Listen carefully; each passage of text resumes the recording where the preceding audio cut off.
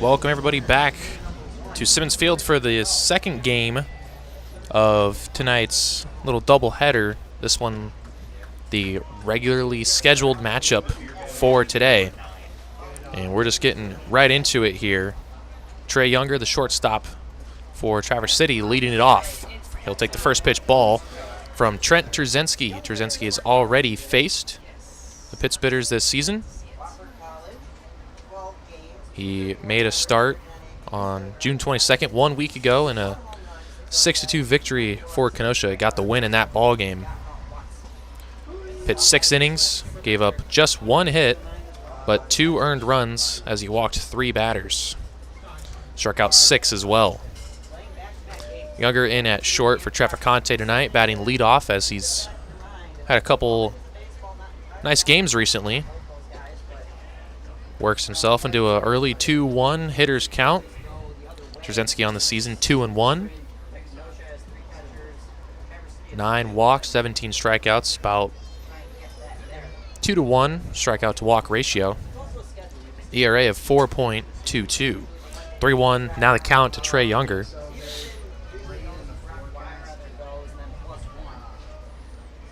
Younger is hitting 231 on the season. Has hits in 3 consecutive ball games. And now a full count as that fastball on the outside corner, and Younger started going down to first, tossed his bat, and then turned to the umpire, touched his chest a few times as if to say, my bad for walking towards first. Now a full count to the first batter of the game, Trey Younger. The pitch from Trent Trzynski is in the zone, fouled off by Younger, and he'll stay alive. Home plate ump tonight, Jeff Osborne. Harry Swartz over at first base, and Spencer Kim down at third.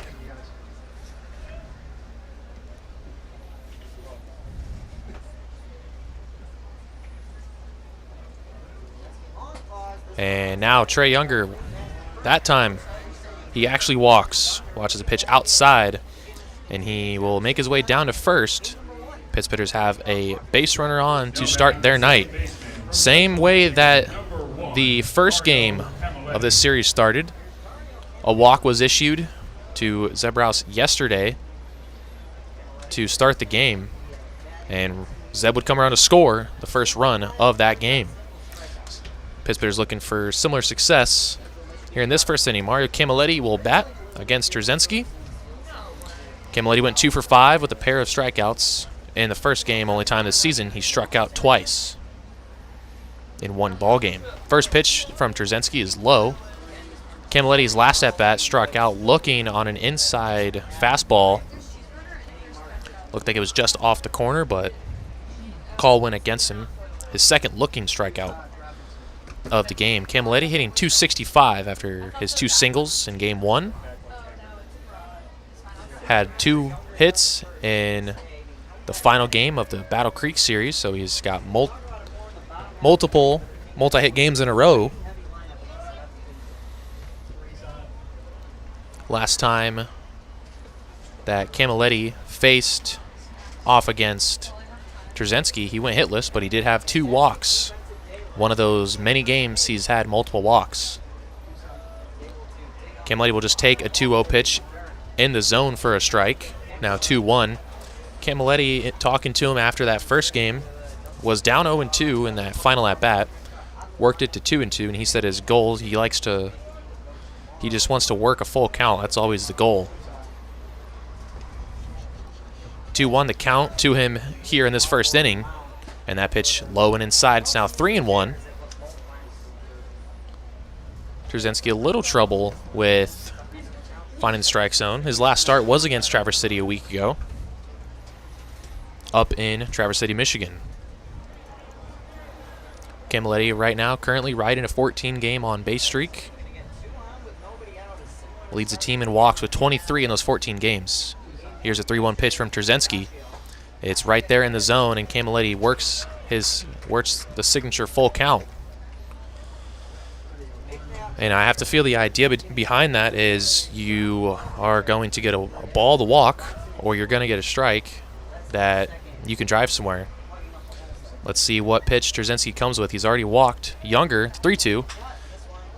Down left side, a nice diving play by Jeb, but he's going to have no play at either base, and it's going to be a single for Mario Camilletti. Continues that little hit streak he has going. He's now been on base 15 consecutive games, every single game he's played this season. Pitch hitters threatening early. Younger walked, Camilletti singled, and now Flores trying to give his team an early lead. The plan might just be a sacrifice bunt to just move those runners, both of them, into scoring position. And Tito Flores, third baseman's way back. Wouldn't be a bad, now he's coming in a little bit, wouldn't be a bad idea to bunt down that third baseline because he has speed to beat it out. So it could be a bunt for a hit, but we'll see if the plan here is to bunt or to swing away. Tito didn't have a hit in the last game, was 0 for 4, walked once, had 3 groundouts. Let's see what he's doing here. First pitch, not showing bunt, and that ball called on the outside corner. It looked like it might have been a bit off. Jeff Osborne giving that outside part.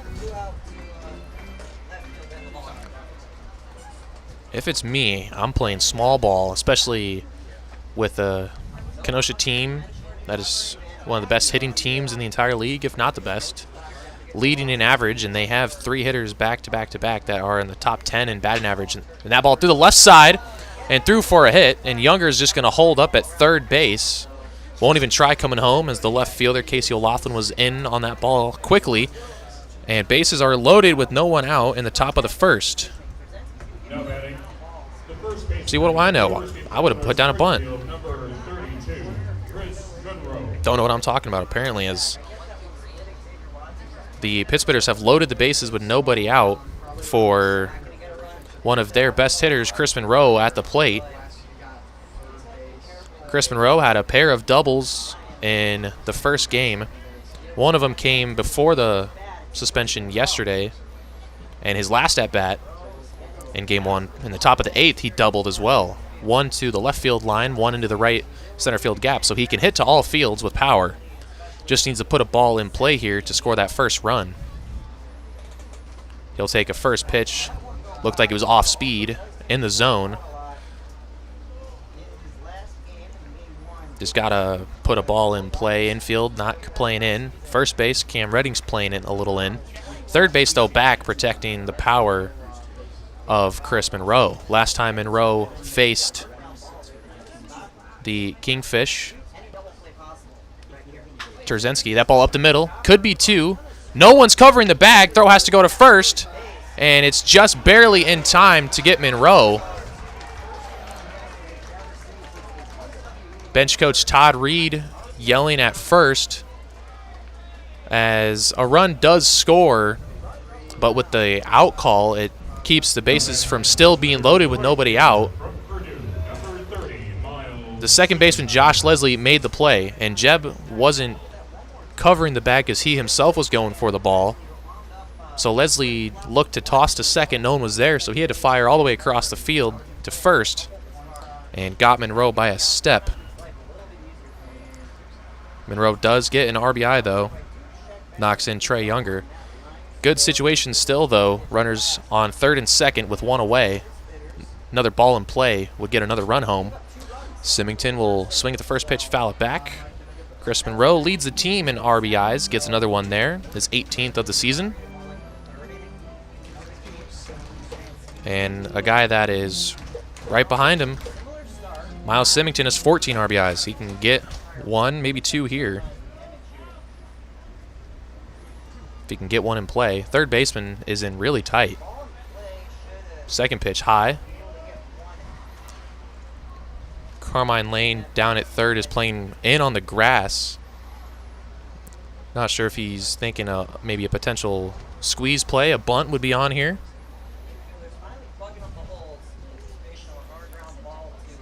Symington looking to add some more runs. Swings at got another good pitch to hit. Fouls it off.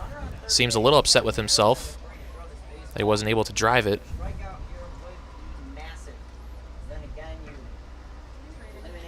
Already a 1-0 lead. Symington can add to it here. But 1 and 2 has to protect the plate against Trzynski. Last time Symington actually did not face Trzynski. He played in the first game of the series in Traverse City. So he has not faced Trzynski on the season. He's down 1 and 2 here. Symington didn't have a hit in the first game. Did walk once. Has to protect on the 1-2 pitch, and here it is from Trzynski, and it's outside. Good hold from Miles, works the count even, 2 and 2. Liebert tried to frame that one, but just off. 2 on base, in scoring position with just 1 away. Symington with the second baseman Josh Leslie shading towards the first base side, has a big hole up the middle. 2-2 pitch, and Symington takes another one just off the plate. Trzynski tried to catch the back door with that breaking ball, and Symington's worked the count full. Big pitch coming. A ball would load the bases. Strikeout would hold the runners where they are. Symington to protect. 3-2. Got a pitch. Pops it to left. Is it deep enough for Camilletti? O'Laughlin makes the play. Here comes Mario Camilletti, and it took a minute for O'Laughlin to start his throw, and Camilletti will come home easily. But I guess Kenosha is going to check on third, see if he left early.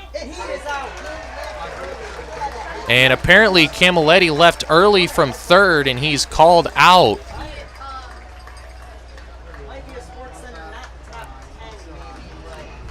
And no argument was made by Rebant or Camilletti, so he must have known that he left early. That takes a run off the board.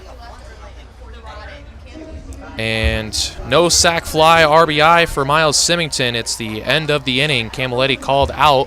He was home easily. Didn't have to leave early, but he does.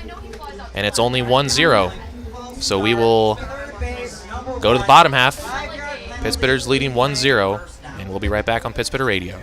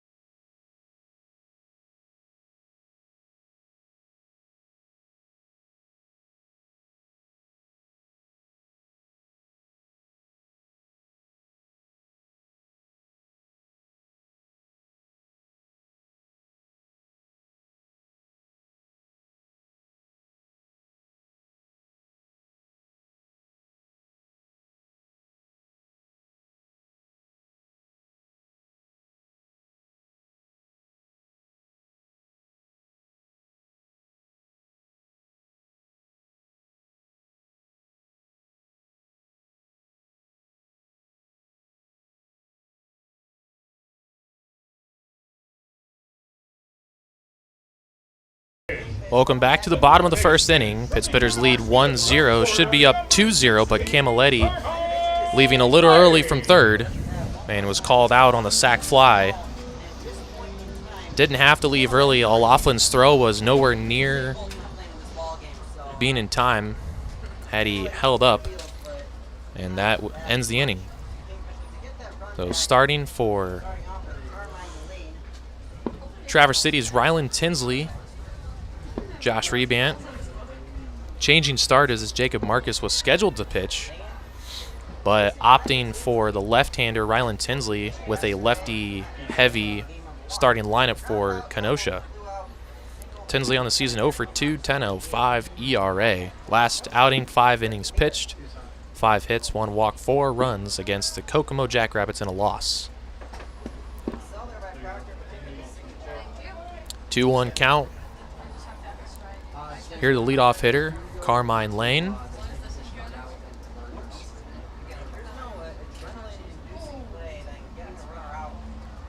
2-1 pitch, popped up. Right side, Symington makes his way over. Is there enough room? There is, and he puts it away for the first out. Almost overran it and had to take a step back from the line to make the catch, but he does, and there's one away.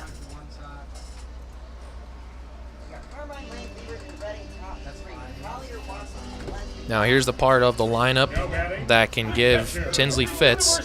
Luckily, he'll face Liebert with no one on base, and being a lefty, he has a slight advantage. But back-to-back, Kirk Liebert and Cam Redding, going to be 2 guys that Tinsley will have to be careful around. First pitch to him is high.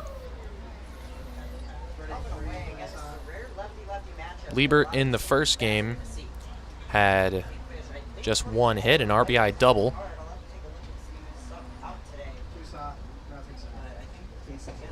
Tinsley throws him a breaking ball, and Liebert was way out in front of it, swings and misses. Count goes 1-1. Liebert just 1 for 4, getting his hit streak back after losing a long 18-game streak. Was hitless in both games of the Battle Creek series as he watches a fastball in the corner.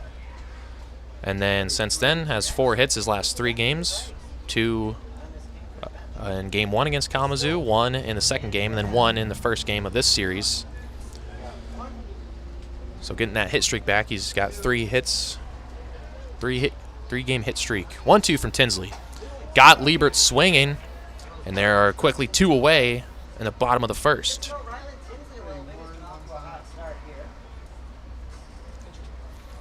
Good start for Tinsley. Can't ask for a better start than that. Getting Lane to fly out early in the count, and then striking out one of the best hitters. Best hitter currently in the lineup, but not too far behind him is Cam Redding.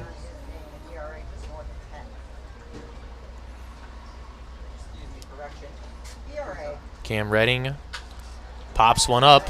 Might be in play. Proctor tosses the mask, makes his way back, but it goes off of the screen out of play. Just not able to get there. Wasn't enough room for Proctor, and Redding will stay alive. All right, or do I need to run down there? They're fine. That's my family down When did that land in?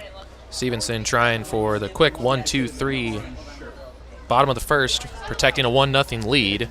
0-1 pitch to Redding. Outside. Redding, a guy that Tinsley will have to be careful with. Hitting .372 on the season, a pair of homers.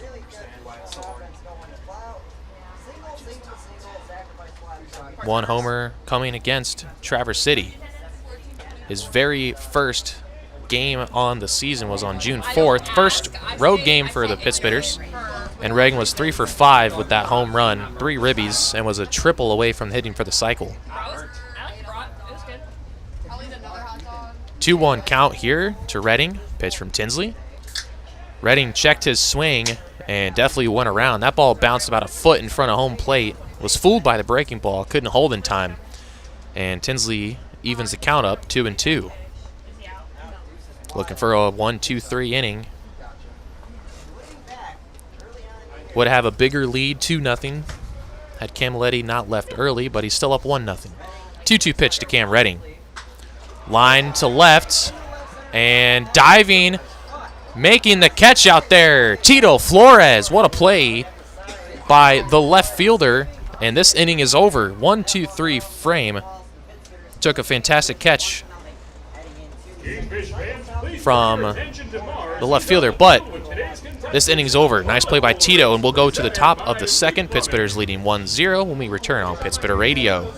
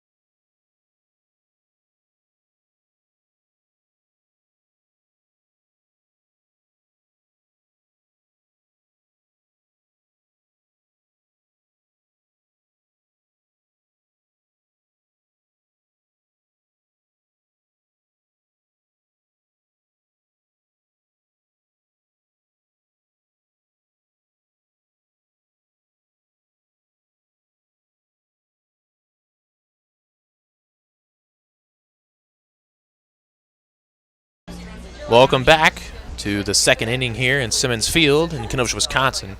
Tito Flores made a tremendous diving catch in left field to end the first 1-2-3 inning for Ryland Tinsley and his team back up at the plate. Leading off Michael Steigels, he's the designated hitter in this ball game. Didn't play the first game, DHing because usually he'll play left field, but Flores out there again, and good thing because that was a fantastic catch he made on a sinking liner from Cam Redding. Steigels swings and misses there. Behind in the count 0-2.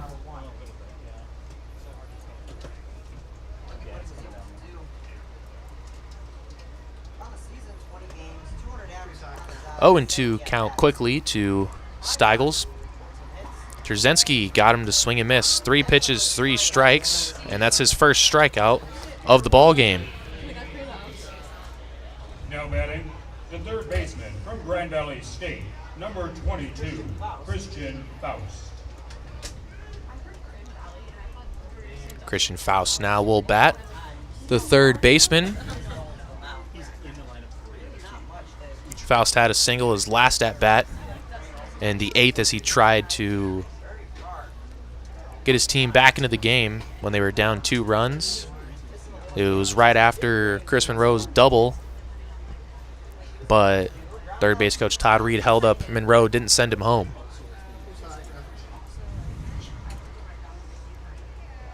Swing and a miss there by Faust, and it's now a 1-1 count.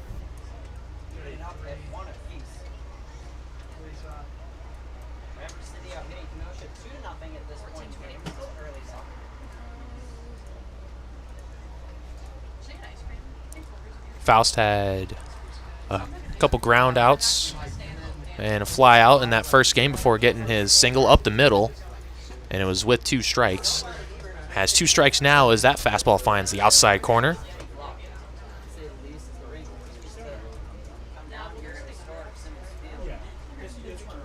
A little bit of rain coming down now. Nothing too crazy, just a little light rain as Trzynski deals 1-2 and got Faust swinging, so Trzynski bounces back from getting into trouble last inning with a pair of Ks to start the second. Now batting, the catcher from Michigan State, number 27, Adam Proctor. Still virtually nothing, but raindrops. We cannot. Get a radar check in a few minutes to see how long this can stick around. But all things considered, early in game number 1. First pitch now to Adam Proctor, the Pittsburgh catcher for the second game in a row. Usually Proctor and Miguel Useche will go back and forth on catching duties, but Useche took the first and third games of the doubleheader, or the tripleheader, as that ball hit pretty good out to right, and it's going to drop in for a hit. Proctor takes the turn. He's going for 2, but the throw is in plenty of time to get him out. So it is a 1-2-3 inning for Kenosha, but Proctor did single, just got a little greedy, and was thrown out to end the second. We'll go to the bottom of the second. Pittsburgh still leading 1-0. Tinsley looking for another 1-2-3 frame when we come back on Pittsburgh Radio.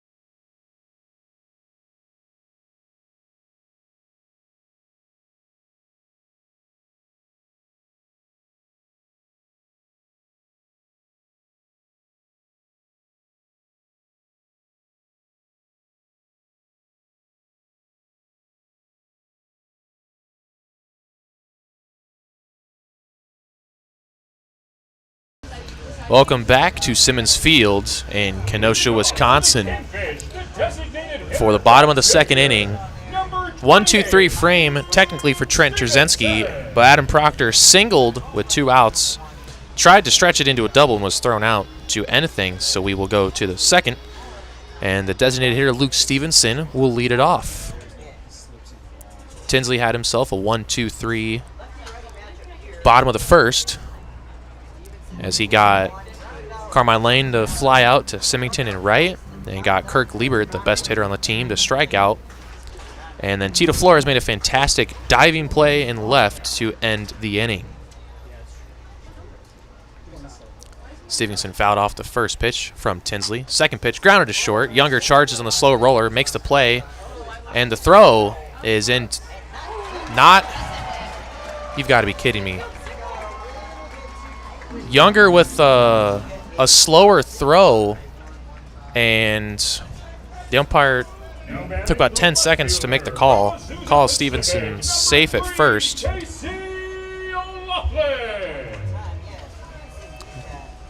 The exact same play that Monroe was called out on, but Stevenson safe, I suppose. So, leadoff single for Stevenson, and now in Casey O'Laughlin, the Kenosha left fielder.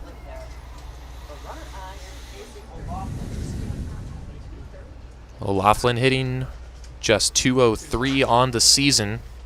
Lefty-lefty matchup against Ryland Tinsley. Got a call in the outside corner there, 1-1.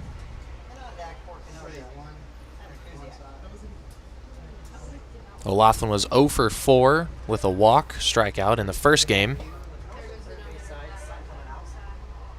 Tinsley deals, and that ball just a little high. 2-1 now the count to O'Laughlin.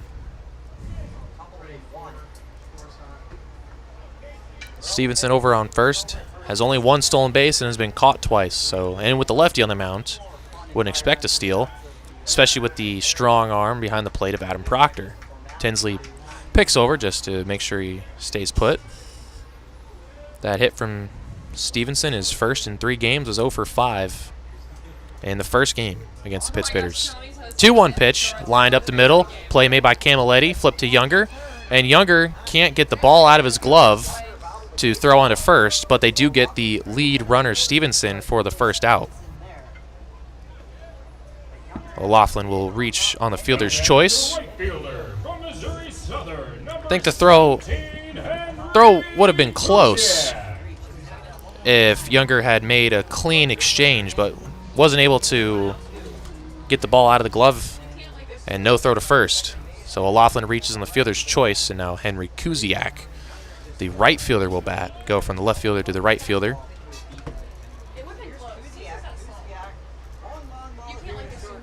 Kuziak did not play in the first game, hitting .207 on the season. Fouls one back. 0 for 1 the last game in a pinch hit against the Kalamazoo Growlers. His last start was against Traverse City 1 week ago on the 22nd. In that game, 1 for 5 with a double, run scored, and a strikeout. Just that one hit in his last 7 games. Pops one up here, out of play, off to the right, and Tinsley ahead in the count, 1-2.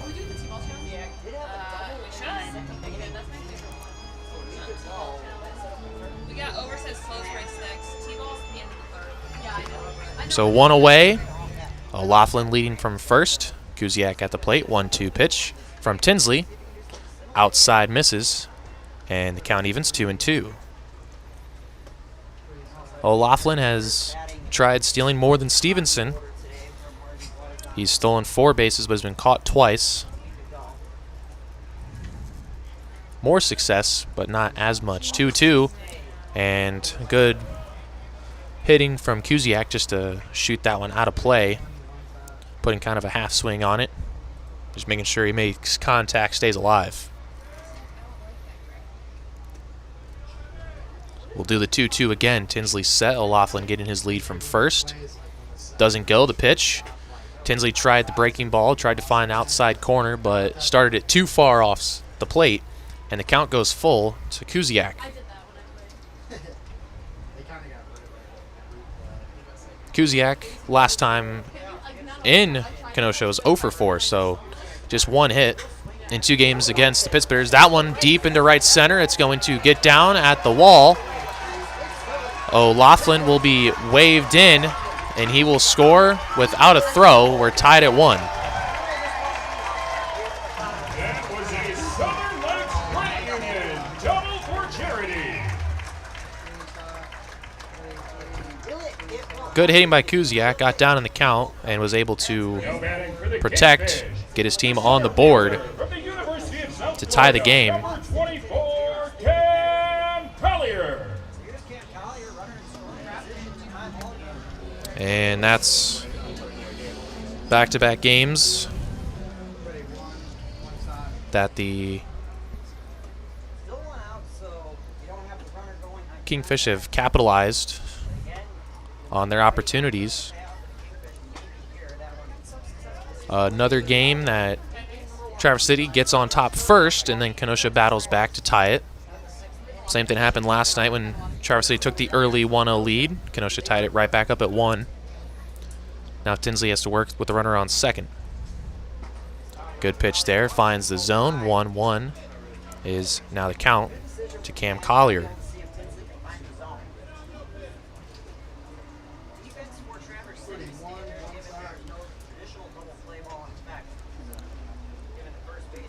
Leads from second. 1-1 pitch and a swing and a miss from Collier. And now the count 1-2 in favor of Ryland Tinsley.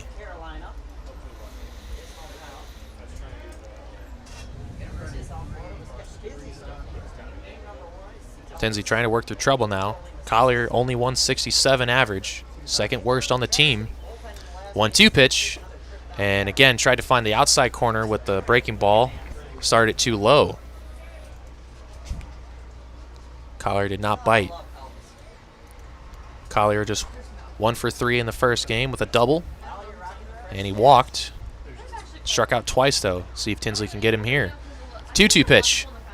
Collier pop up right side. Monroe over to make the catch for the second out.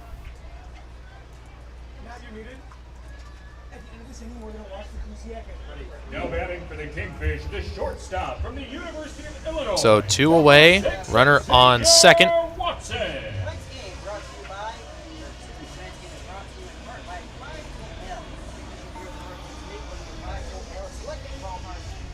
Tinsley will face Xavier Watson now.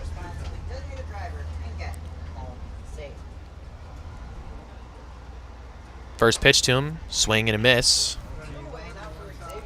Working ahead in the count. Watson the shortstop in today's game.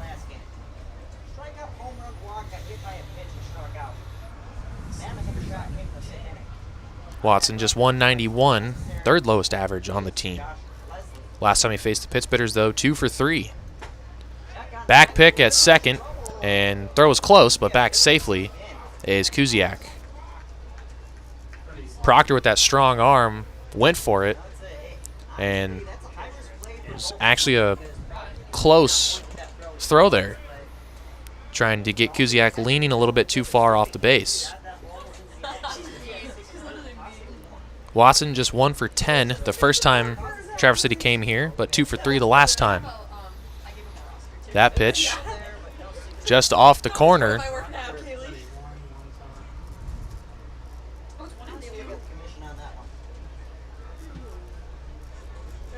It's 1-2 the count.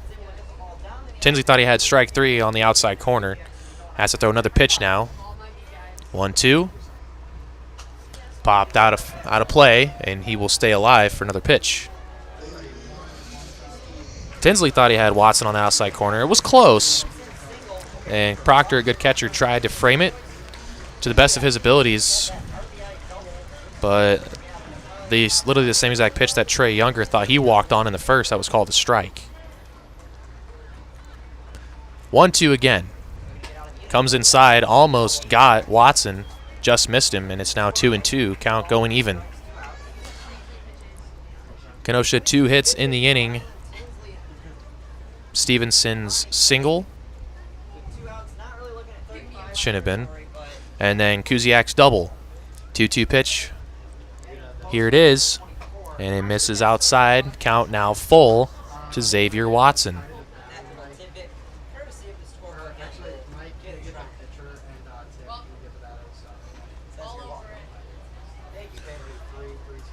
Runner on second with 2 away in a tied ball game. Here comes the payoff pitch from Rylan Tinsley. Slow roller, third base side, but foul. Good breaking ball from Tinsley. Had Watson way out in front, but he was able to stay alive and fight that off.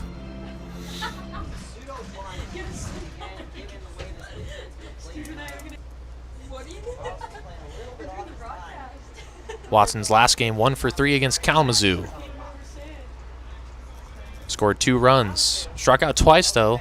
Tinsley looks to get him here. The pitch misses outside and high. Had him down in the count 1-2, actually 0-2, and then Watson put together a good at-bat, fought off a couple pitches, and walks down to first to extend the inning. 26 pitches in the inning now for Rylan Tinsley as he will face the 9-hole hitter, Josh Leslie, second baseman for Kenosha. Needs to get Leslie here. Leslie hitting .250 on the season. That ball got away from Proctor, and the runners are going to advance. Now both in scoring position with 2 outs.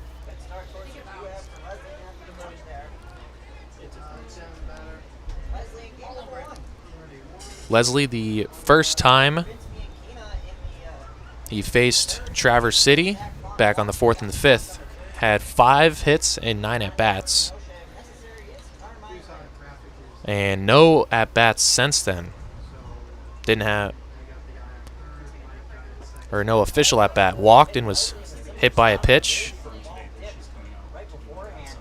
in the last game.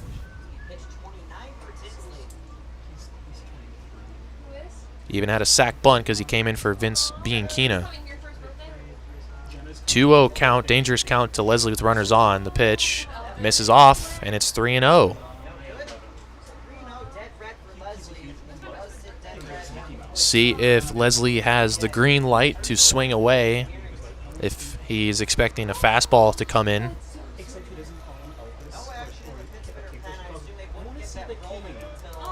Leadoff hitter coming up next, the 3-0. And Leslie takes way inside. Tinsley back-to-back walks, loads the bases with 2 away. And that will bring out the pitching coach, Rocky Mariello. Have a quick talk with his pitcher.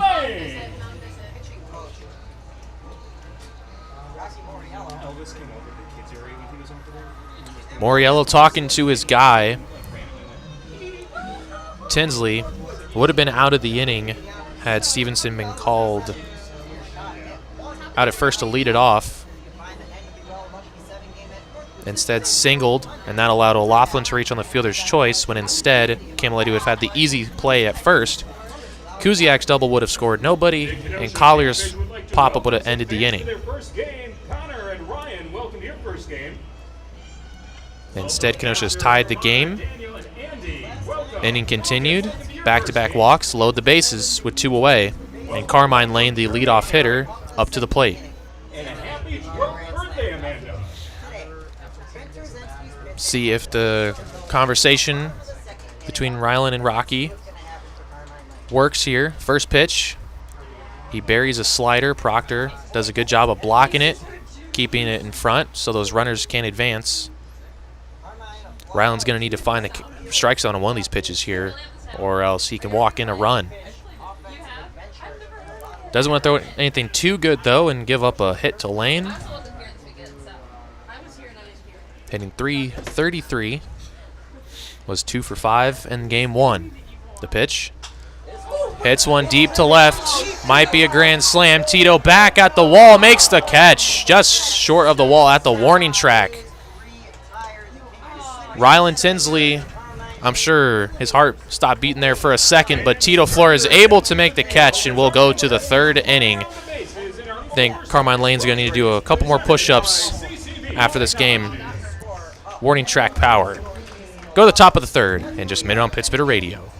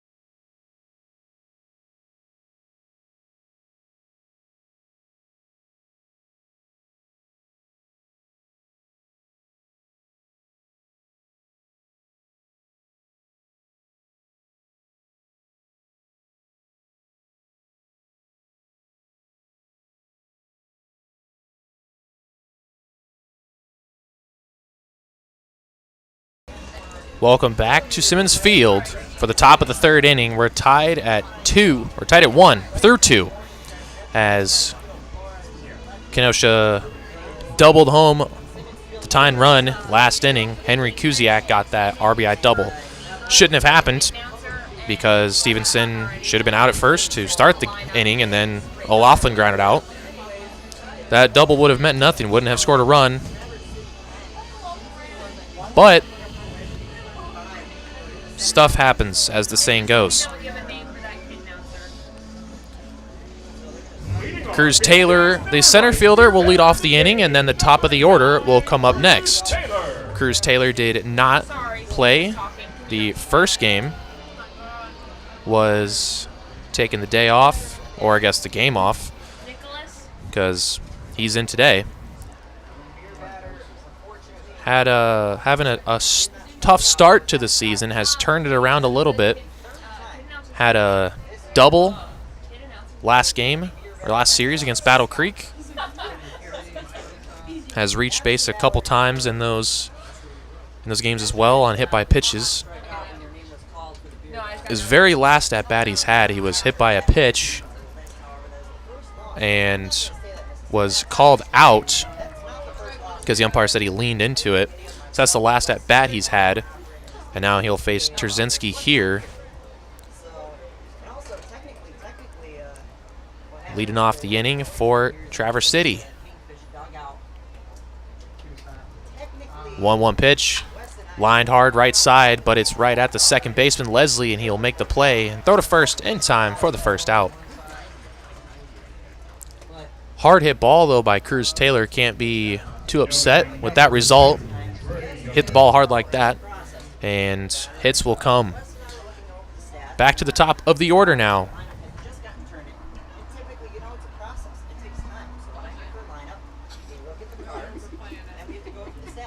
Trey Younger, the shortstop, now batting with no one on, one away.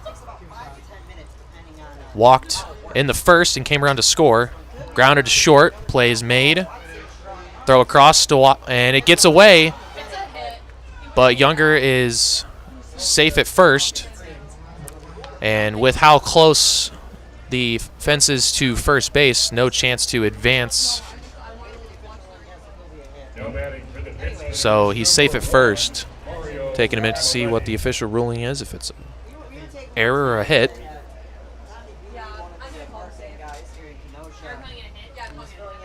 And Younger gets the one-out single. I'll bring in Mario Camilletti, who already has a single in this ball game. Singled his first time around. Little opposite field hitting, shot it through the left side. Watches the first pitch high outside here.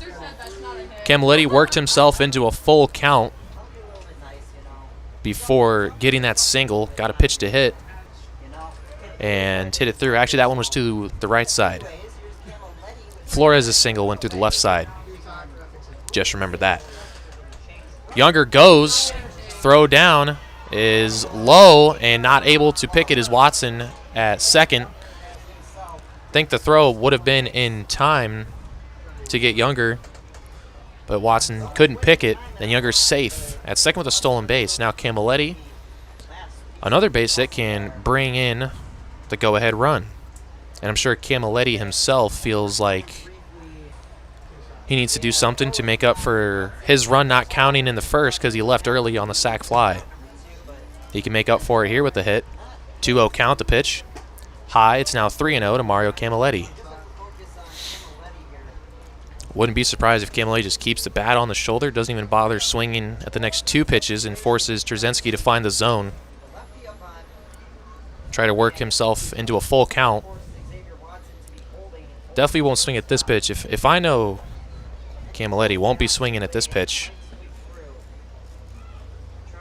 3-0. Way outside. It's a 4-pitch walk to Mario Camilletti. So now the stolen base doesn't even matter, as Younger would be on second anyway after the walk. Just pad the stats a bit.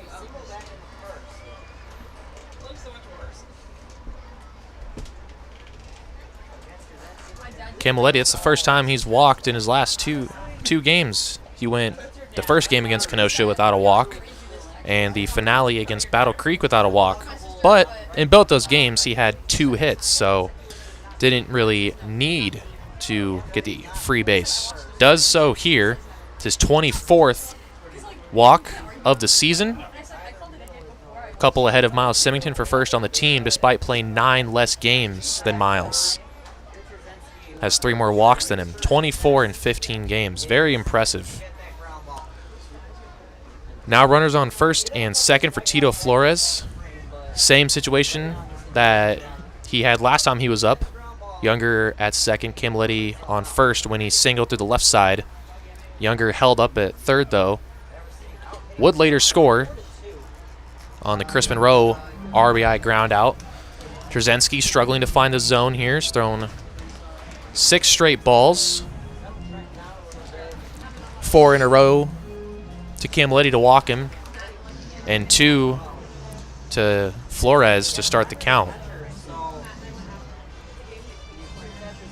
Only 2 walks issued by Trzynski. The very first batter of the game, Younger, on a full count pitch, and then Camilletti just then. Has been around the zone, especially last inning when he struck out Steigels and Faust. Steigels on 3 pitches, Faust on 4, and then Proctor got him for a single. This inning, though, struggling a little bit. See if the quick talk by his catcher helped him out. The 2-0. Flores holds. Strike called on the outside part of the plate. 2-1. Still a hitter's count, though, for Tito Flores. Still a chance to do something.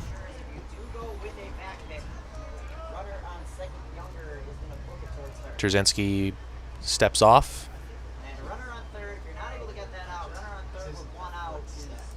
Now gets the sign. Camilletti getting ready to run over at first. Pitch to Tito. In the dirt, and it's now 3-1. Still a big hitter's count for Flores. Needs to be needs to have a good eye here. Because if Trzynski tries to come with the 3-1 breaking ball to fool him and he swings at it when it's a ball, could take a walk away. Needs to be ready to hit if he gives him a fastball in the zone, however. Here's the 3-1 from Trzynski. 2-1, 1 out. The pitch. Might have been a little high. Tito swung through the high fastball, and it's now a full count. Like I said, could have taken a walk away, and it's tough to see from up here where the pitch was if it was indeed high. The Flores does swing through it. Look at the stream, actually. Might have been a strike at the top of the zone. Who knows? Full count to Tito Flores with runners on first and second. Trzynski needs to make a pitch here or else he'll load the bases. The 3-2. In the zone. Tito might get a hit on a little dribbler out in front of the mound, but it is going to be in time down to first to get Tito Flores. Good play from Liebert. Pounced from his position behind the plate. Made the play on the slow roller in between the plate and the mound, and got Flores for the second out. Runners, though, do advance. Now a pass ball, wild pitch can get the out, or can get a run. And a good hitter, Chris Monroe, at the plate. RBI ground out his last time. Thought he beat the throw to first, but called out.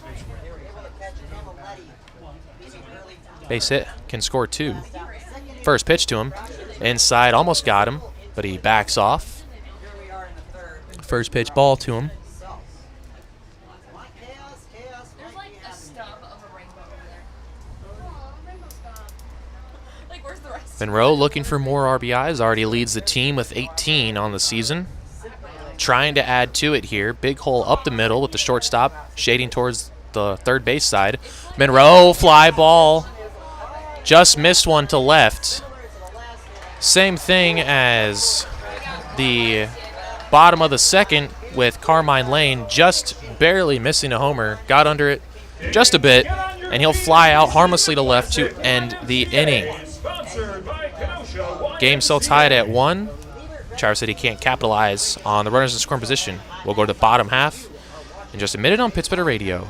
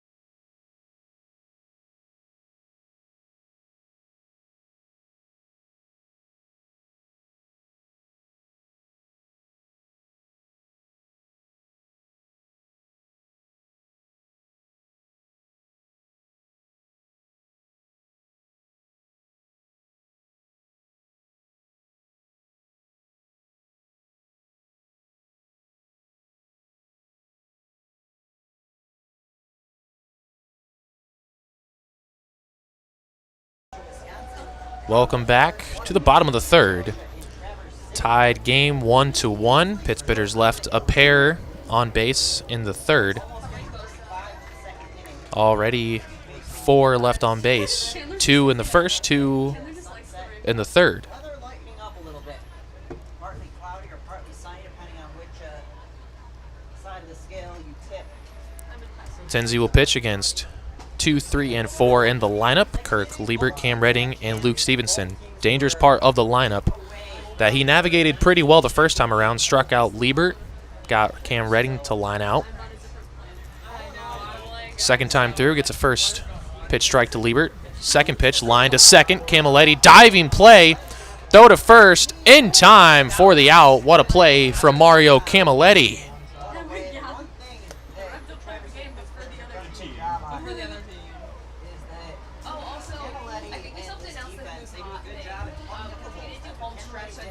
Great play by the second baseman, Camilletti, to retire Liebert to lead off the inning. Tinsley kind of got away with a hanging breaking ball there. Liebert didn't drive it. Usually he would, but no trouble there. Now he'll face Cam Redding, another dangerous hitter. Redding had a solid line drive. His last at-bat was sinking and left, but Tito Flores made a fantastic diving play on it for the out. Another breaking ball. Back-to-back breaking balls, both in the dirt. Redding ahead in the count. Now you really got to be careful with a hitter like Redding on 2-0 when you feel like you have to throw a strike. Well, if you throw it too good in the zone, don't just coast a fastball in there. Got to pick your spot still. 2-0 to Cam. Big swing down the left side. 2-1 count now. Redding's swinging a little up on that one, trying to get some lift, trying to elevate it. And the pitch from Tinsley was a good pitch to hit. Just missed it. 2-1 now to Redding. Grounder left side. Faust can't get it. Younger can't get it. And Redding will have a 1-out single.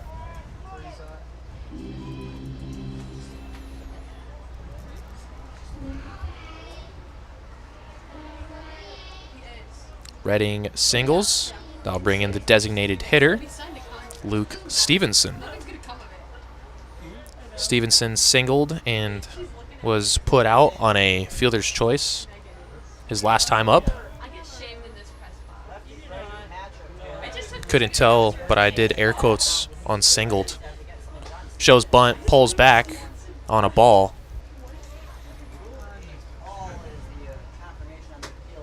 Redding now a 5-game hit streak. Had 5 hits and 8 at-bats in the Kalamazoo series. 1 for 2 here. Stevenson doesn't show bunt this time. Swings right through a high fastball, and the count evens at 1-1.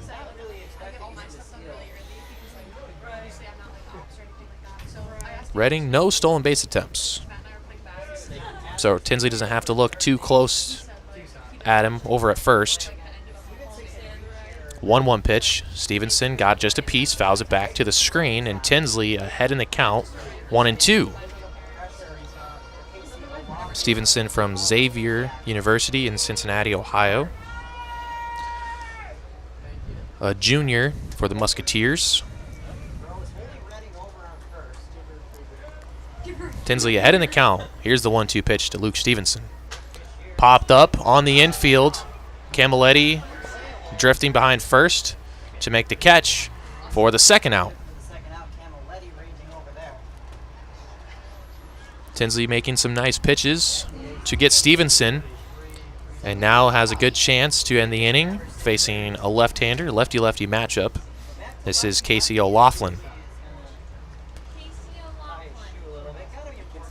Oh, the kid can't say it.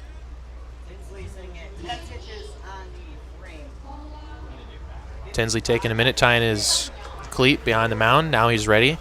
Got O'Laughlin to ground out his last time up, but he reached on a fielder's choice since Stevenson was on first. They tried to turn 2, but Younger couldn't get the ball out of his glove in time. He reached and scored on the Henry Kuziak double. First pitch to him, swinging, and he fouls it off the first base side. A little early on that swing. Way ahead of it.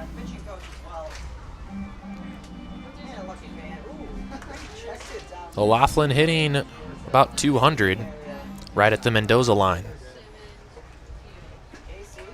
Second pitch from Tinsley misses. Low. 1-1 goes the count with Cam Redding over at first.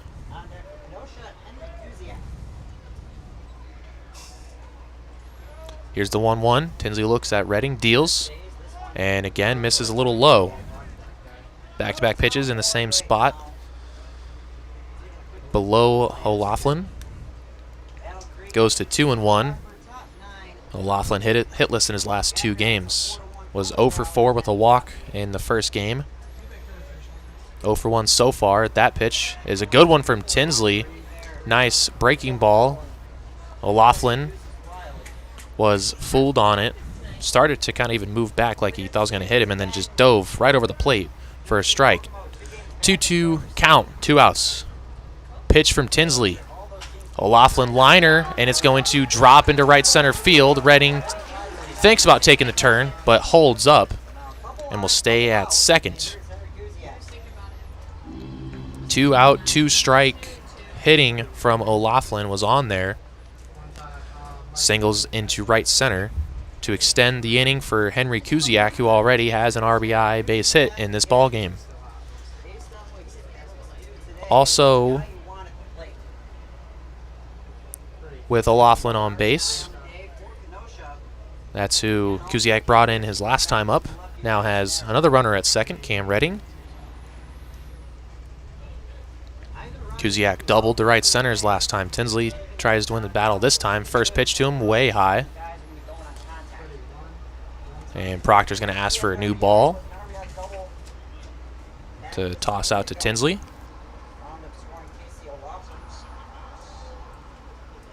That double from Kuziak, his last time up, just his 3rd on the season, and was just his 2nd hit in his previous 8 games.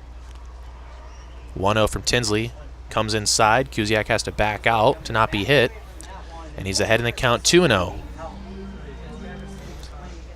Tinsley needs to make some pitches here to get out of this inning. He's thrown 17.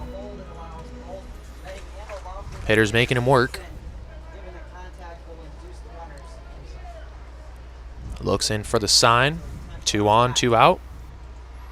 2-0 pitch. Inside again, and again Kuziak has to jump out of the way. Then it's now 3-0.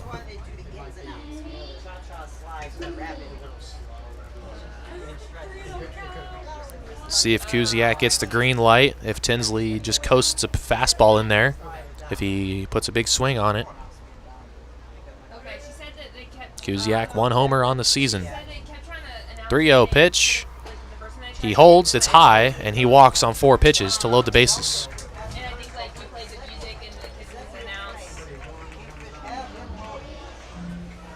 So now with the bases loaded and 2 outs, Cam Collier will come up.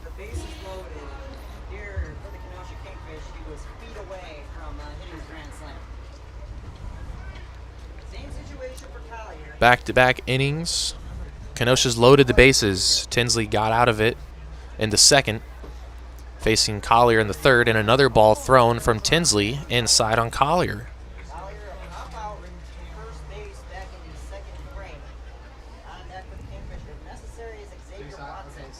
Collier just hitting around 160, so a guy that they can capitalize on. As Rocky Mariello, pitching coach, will make his way out to talk to Tinsley. An arm getting ready in the bullpen. Looks like Kobe Griner. Tinsley in a bit of trouble here.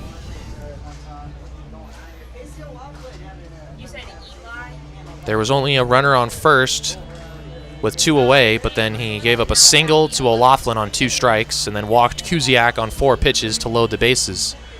Not sure if this talk for Rocky is just to give Griner a little more time to get loose out there, or if it's just a conversation. It looks like it's just a conversation, but I'd have to imagine any more trouble comes Ryland Tinsley's way, I'd expect the hook. In a 1-1 ball game, only playing 7 tonight. So taking a lead that much bigger as the opposing team has less plate appearances to come back. 1-0 pitch, finds the zone. Collier pops it towards the Pittsburgh dugout, but falls harmlessly. Not high enough for Proctor or Monroe to get over there and make a play. But the first strike in 5 pitches. 1-1 count. Tinsley trying to get out of this jam. 1-1 pitch. Swing and a miss from Collier, and Tinsley ahead 1-2. Collier doubled his first at-bat in the first game. That was yesterday in the 2nd inning, his first at-bat. And then struck out twice after that. One of those strikeouts today. Tinsley trying to get him here to end the inning. 1-2. Doesn't have to give him anything too good. The pitch. And tried to induce a chase through a curveball in the dirt, but Proctor blocked it. Gave a little nod of his head to Tinsley as if to say that's a good pitch, right where he wanted it. But Collier just wisely held off, didn't swing. Count even, 2-2. Pressure pitch coming for Tinsley. Trying to get out of the jam. The pitch. Swing and a miss. Collier swings right through that pitch, and back-to-back innings, Ryland Tinsley is able to leave them stranded.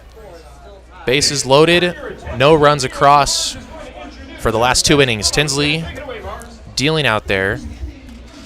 We'll see if his night is over and Kobe Griner comes in for 4th, or if the coaches put him back out.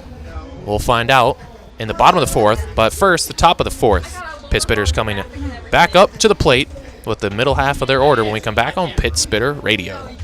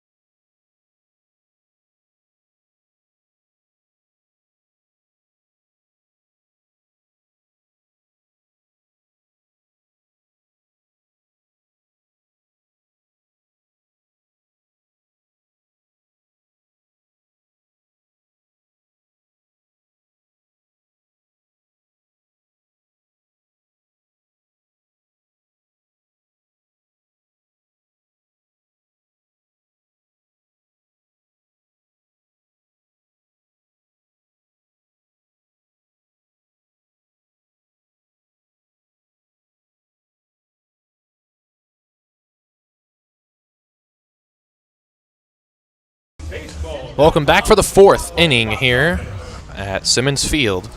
Pitchers duel going on. Tinsley and Trzynski battling 1 earned run apiece through 3 innings of play. Tied at 1 as we go to the 4th. Miles Symington will lead things off. Flew out to left his first time around. Would have been a sac fly to give his team a 2-1 or 2-0 lead in the top of the first, but Camilletti left a little early and was ruled out. So the lead stayed at 1. Still 1 run on the board. That ball deep to right. Fair. And it's going to go out of play, actually.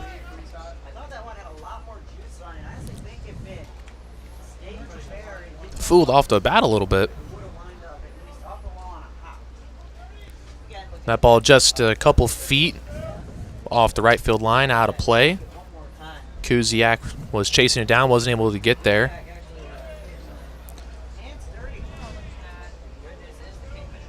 One pitch. Symington swing and a miss on a breaking ball in the dirt, and now is behind in the count 1-2. Trzynski got out of the jam last inning, had 2 guys on base, left them stranded at 3rd and 2nd. 1-2 pitch to Miles. Just barely got a piece to stay alive. Symington on the season has the 2nd most walks, right behind Mario Camilletti, and as a result has his on-base percentage as the 2nd highest on the active roster. Does have the highest batting average on the active roster, .291. Looking to improve it here with a hit. Another 1-2 pitch from Trzynski. Symington watches it. Breaking ball in the zone for strike 3. The 3rd strikeout by Trzynski tonight, and there's 1 away. Symington was just fooled on that breaking ball. Watched it as it came across into the zone. 1 away for the designated hitter, Michael Steigels. Steigels struck out on 3 pitches. The last time he was up, he was the first victim of Trzynski. First pitch checks the swing, but it's a called strike on the corner. Steigels hitless in his last game against Battle Creek. Was 1 for 5 in the first game against the Bombers. 0-1, fouls it back. And again, for the 2nd at-bat in a row, Trzynski has Steigels down 0-2. Steigels on the road trip had a nice game against Kokomo, 3 for 5. Tried to check his swing on that 0-2, did so, but accidentally got a piece of it. At least it went foul, so stays alive there.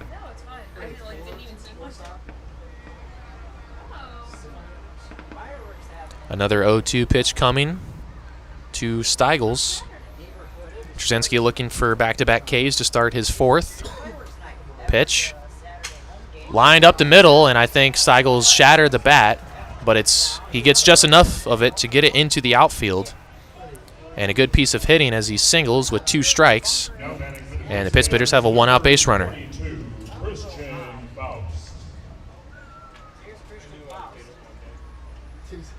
So Steigels breaks the bat. Going to be a souvenir for someone when this team returns to Traverse City. He's on first, 1 away for Christian Faust, Pitts Bitter 3rd baseman. Struck out his last time up swinging. Was 1 for 4 with a single in his last at-bat in the first game. 0 for 1 today. Pick over, Steigels back in safely. 5th hit of the game for Traverse City.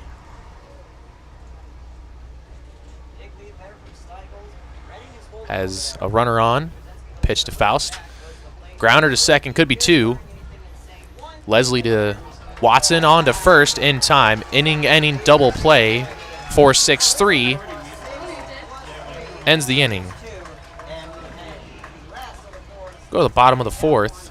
Still a tied ball game at 1. We'll see if Griner comes in And we'll let you know when we come back on Pitts Pitter Radio.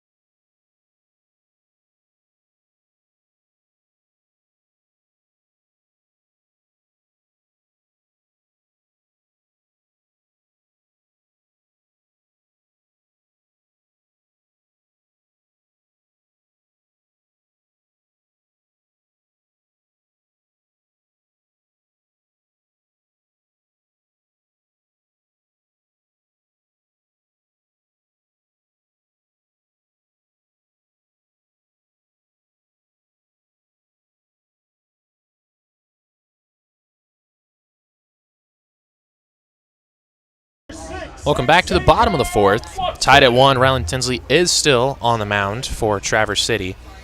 And I'd have to think any bit of trouble, and he's gone, and in would come Kobe Griner, who I think is ready to go. He'll face the bottom 2 in the lineup, Watson and then Leslie. Watson shows bunt, fouls it off, though, trying to get himself on base with the drag bunt. Tinsley walked Watson his last time up, one of 2 walks that loaded the bases. Second pitch swinging and fouls it out of play off to the right side. So Tinsley quickly had a 0-2. Not only the fact that Tinsley's been in some trouble, pitch count is up to over 70 now. But third trip through the lineup is where people start to figure out the pitcher. 0-2 pitch. Watson got a piece of it, fouls it off the left side, stays alive. Watson walked, was left stranded, as Tinsley back-to-back innings now has stranded, the bases loaded. He'll look for more success here if he can get Watson and Leslie. He would face the top of the order. 0-2 again. Dirt ball blocked by Proctor, and Watson does not chase.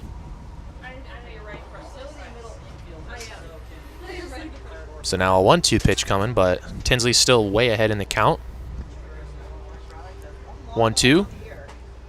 And that ball on the inside corner got Watson looking for the first out. Nice pitch by Tinsley.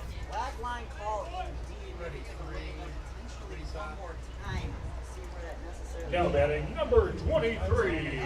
Might have been a 2-seamer that ran back over the plate.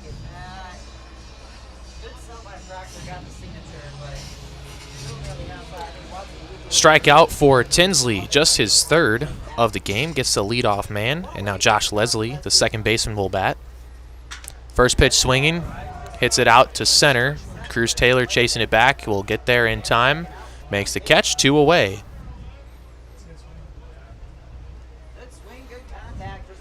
Pretty good hit from Leslie, but it takes something special to get it past Cruz Taylor, a phenomenal center fielder for the Pitts Bitters. 2 up, 2 down On just 6 pitches, Tinsley working fast as he'll face the top of the order again, Carmine Lane. He's got him to fly out twice, although the last time was a little scarier than the first, as he was about a foot or two away from hitting a grand slam that would have put his team up big.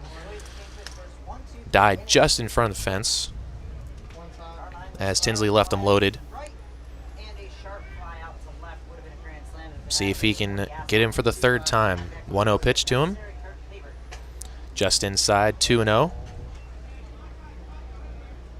No one up and throwing anymore. So I'm not sure if Griner's sat down or if he just doesn't want to toss any more than he has to. 2-0 pitch. Way off the plate. It's 3-0. And with the guy that already almost took you deep last at bat, I wouldn't be throwing Carmine Lane anything too good here. Might be green light on 3-0. Takes the 3-0 just in off the plate, and he'll work a 2-out walk.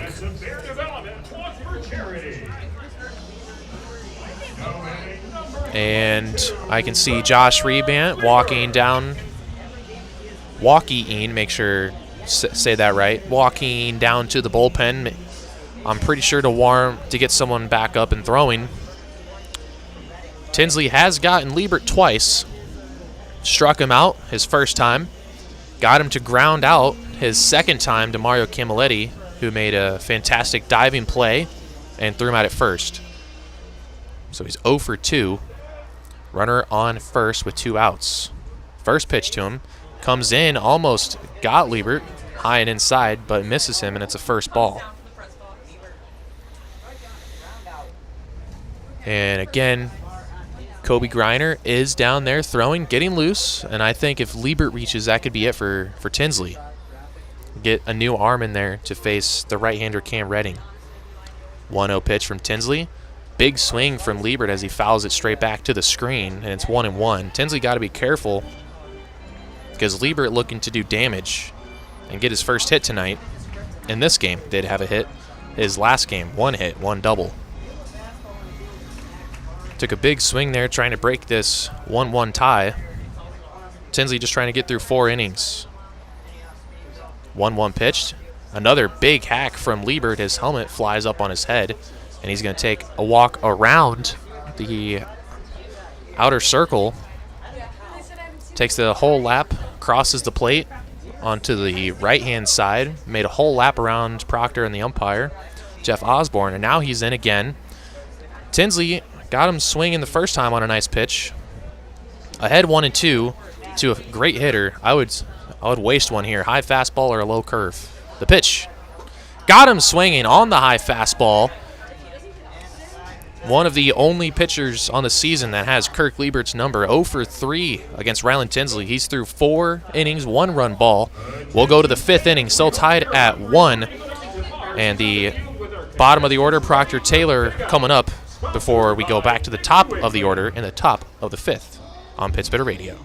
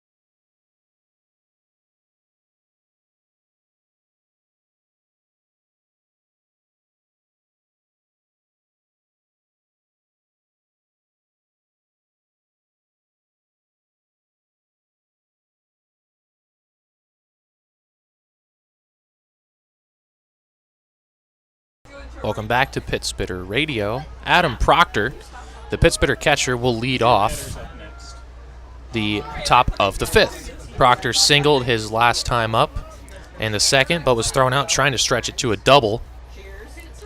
Has a 1-0 count.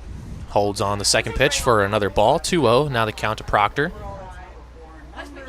Trzynski still pitching. He left a pair stranded in the 3rd and got a double play to end the 4th last inning.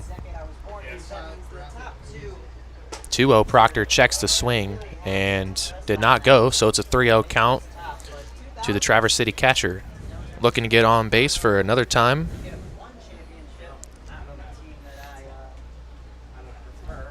Was on base twice the first game with a hit by pitch and a RBI single.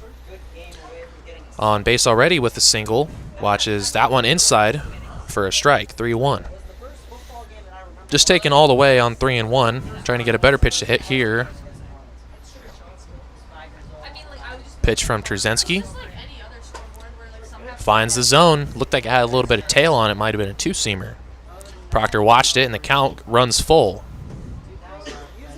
From 3-0 to 3-2. Full count to lead off the 5th. 3-2 pitch. Proctor takes that. Good take from Proctor on a very close pitch, and he'll walk to lead off the 5th. Just the 2nd time in this game that the Pit Spitters have led off with a base runner, both of them being a walk. Trey Younger in the 1st, now Proctor in the 5th. Now bringing the center fielder, Cruz Taylor, who made a nice play on a fly ball last inning on a deep shot from Josh Leslie. Now trying to get it done with the bat. Taylor grounded out to 2nd in his last at-bat in the 3rd, but it was a hard hit ball. Starts to swing and holds up on a fastball on the inside corner for the 1st strike. Taylor definitely made good contact his last at-bat. It was a 1-hopper to Leslie at 2nd as he was able to make the play. 0-1 pitch. Taylor holds, a little high. 1-1 count, evens it up. Taylor looking for his first hit of the game, first of the series. And his first since the Battle Creek game where he led off the 2nd game of that tripleheader with a double. 1-1 pitch. Taylor, solid contact again, but a little ahead of that one as it's about a foot. Foul down the right side on the ground. And the count 1-2 to Cruz Taylor. He is tonight's beer batter for Kenosha, so if he strikes out, they'll get discounted beer. I'm sure Taylor trying to avoid that. He has struck out twice his last 2 games. We'll look to just protect the plate here. 1-2. On the outside corner. Whoa, wait, a balk is called actually on Trzynski, so that pitch does not count. And Proctor goes down to 2nd on the balk.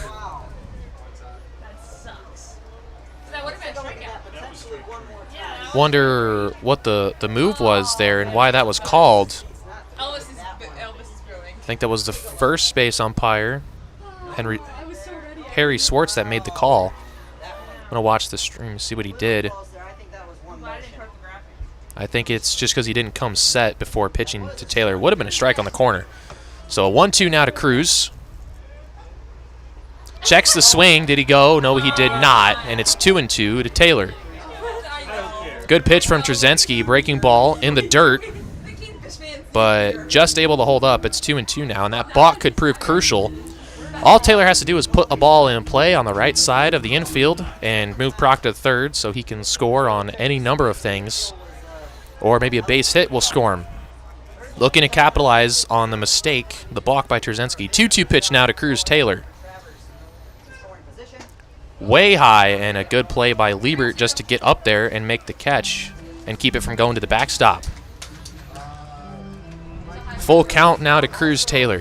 Trzynski has 3 strikeouts. Cruz trying to avoid being the 4th. Got one last inning and 2 in the second. Runner on second here. Full count pitch coming from Trzynski to Cruz Taylor. Here it is. And Taylor swings right through the fastball. He struck him out swinging. That's a strikeout from the Miller Lite beer ban of the game. Taylor strikes out on the fastball up in the zone. Was a good pitch to hit, but it just came up empty. And now we'll go to the top of the lineup and Trey Younger. Younger has been on base both times tonight. Walked and scored in the first. He singled in the third and stole second. Got to third, but was left stranded. Here's the first pitch to Younger. Swings. Makes pretty good contact out to center. Chases that center fielder back. Proctor is going to tag, and the throw is not going to be in time. So Proctor advances to third on the fly out to center from Younger.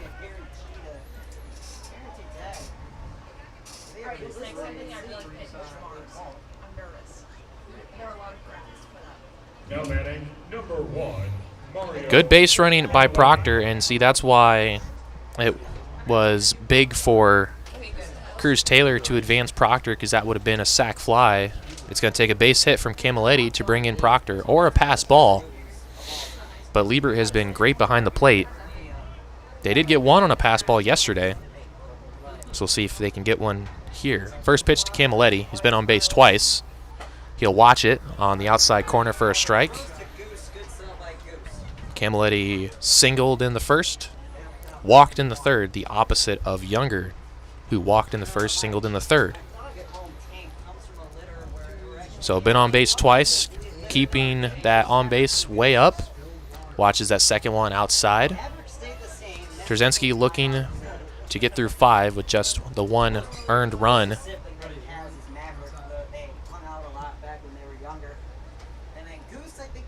Pitch count getting up there, and so there's a lefty warming up in the bullpen. 1-1 pitch to Camilletti. Lines it to second, and off the glove of the second baseman, Leslie, into center field. And a run's going to score.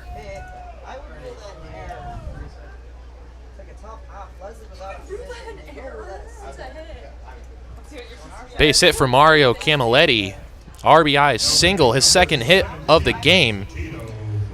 It was a tough play for Leslie to make on the one-hopper. That ball was smoked to second. Gets to the outfield.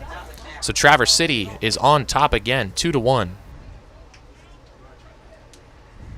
Now we'll bring in Tito Flores. Flores singled in the first and grounded out in the third on a little dribbler that Liebert pounced on and threw him out on. First pitch to him here, high and outside, back pick to first, but not in time. Camilletti dives back in safely. Liebert trying to get out of the inning with a defensive play behind the plate. He himself hitless tonight, but he is guaranteed one more chance in the 7th. 2-0 now the count to Tito. Looking to keep this inning rolling. Next man up mentality. Get the big man, Chris Monroe, up with runners on base. Get your lead RBI hitter up with a guy in scoring position. That's the goal right now. 2-0 pitch. And it's low outside. 3-0 count to Tito Flores. This is an interesting scenario. If Trzynski were to walk Flores, do you stick with him to face Monroe, a guy who's struggling in the inning, or do you bring in the lefty from the bullpen? That's a tough call. One guy's struggling, and then you can bring in a fresh arm, but it's a lefty against Monroe who mashes lefties. We'll see if there's even a call to be made. 3-0 pitch coming to Tito. And inside, almost hit him, so he'll walk down to first. So now that decision has to be made. If you are sticking with the struggling pitcher in the inning, he's walked 2 and given up a hit, or do you bring in the lefty?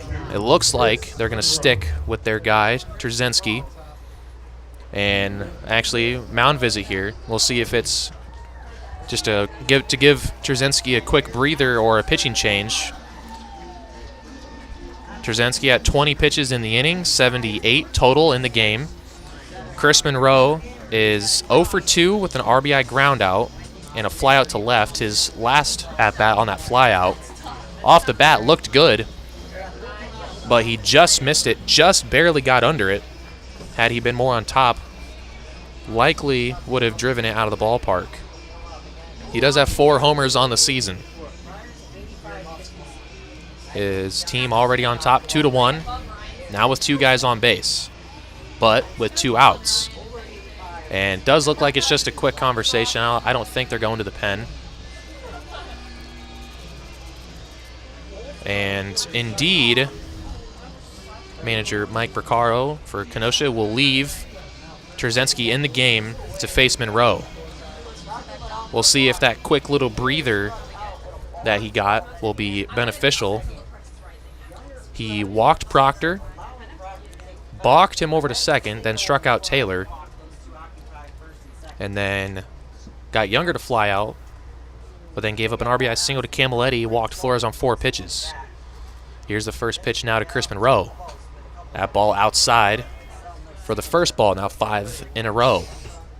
Trzynski struggling to find the zone. If Monroe reaches, then it's definitely game over for Trzynski. They'll go to the bullpen to get the lefty to face the left-handed hitting Miles Symington. But Monroe has to get on base first. Has a big hole on the right side. If he takes one the opposite way, he's already shown his opposite field power between first and second. Big hole if he gets one on the ground. 1-0 pitch to Monroe. He does go the opposite way, but too far, way too far, as it's out of play down the right side. But a good swing from Monroe.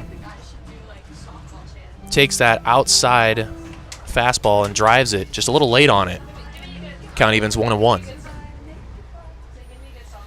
Good speed on the bases. Camilletti at second, Flores at first.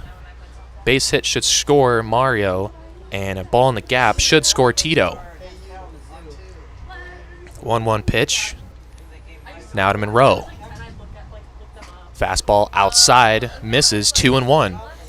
Dangerous count to be in against a really good hitter, Chris Monroe. Team leader in RBIs.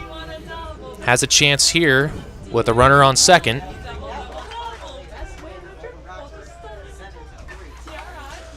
Hitters count for Diesel, as his teammates call him, the nickname he's earned. Trzynski's second-guessing himself, steps off the mound, and goes through the signs again with Liebert. Gets his sign. Here comes the 2-1 pitch. Deals. Monroe checks his swing, doesn't go, and Camilletti stuck between second and third. Throw down, not in time. On Camilletti trying to get a dirt ball read, and on the ball in the dirt, started to make his way to third before Liebert blocked it. Didn't get far enough away, so he had to get back, and the throw not in time. Now a really dangerous count, 3-1. Don't want to walk the bases loaded, but do you give in and throw a fastball in the strike zone? If so, Monroe better be ready for it. Here is the 3-1. Outside, misses it. He's walked back-to-back batters, and the base is now loaded with 2 away in the inning. I have to imagine that's going to be all for Trzynski. There's the manager making his way out there, and indeed, Trent Trzynski's night will be over. We're going to take a quick break here as the lefty's coming in to face the lefty, Symington. Lefty-lefty matchup when we return. Bases loaded, 2 outs in the top of the 5th for Miles Symington. In just a minute when we come back on Pit Spitter Radio.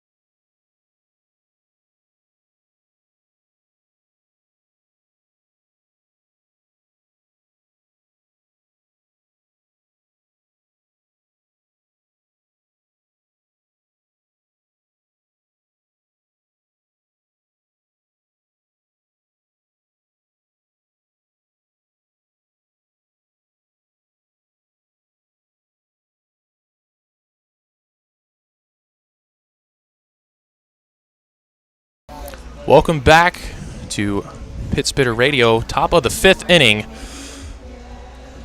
Bases are loaded as Camilletti singled home Adam Proctor. Tito Flores walked, and then Crispin Rowe walked, all with 2 outs as the inning extends. Jared Thompson on the mound, left-hander, to face the left-handed hitting Miles Symington.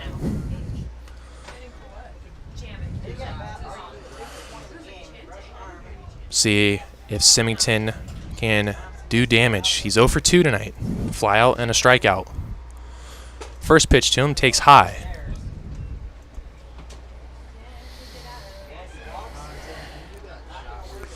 On the season, only 3 appearances for Jared Thompson.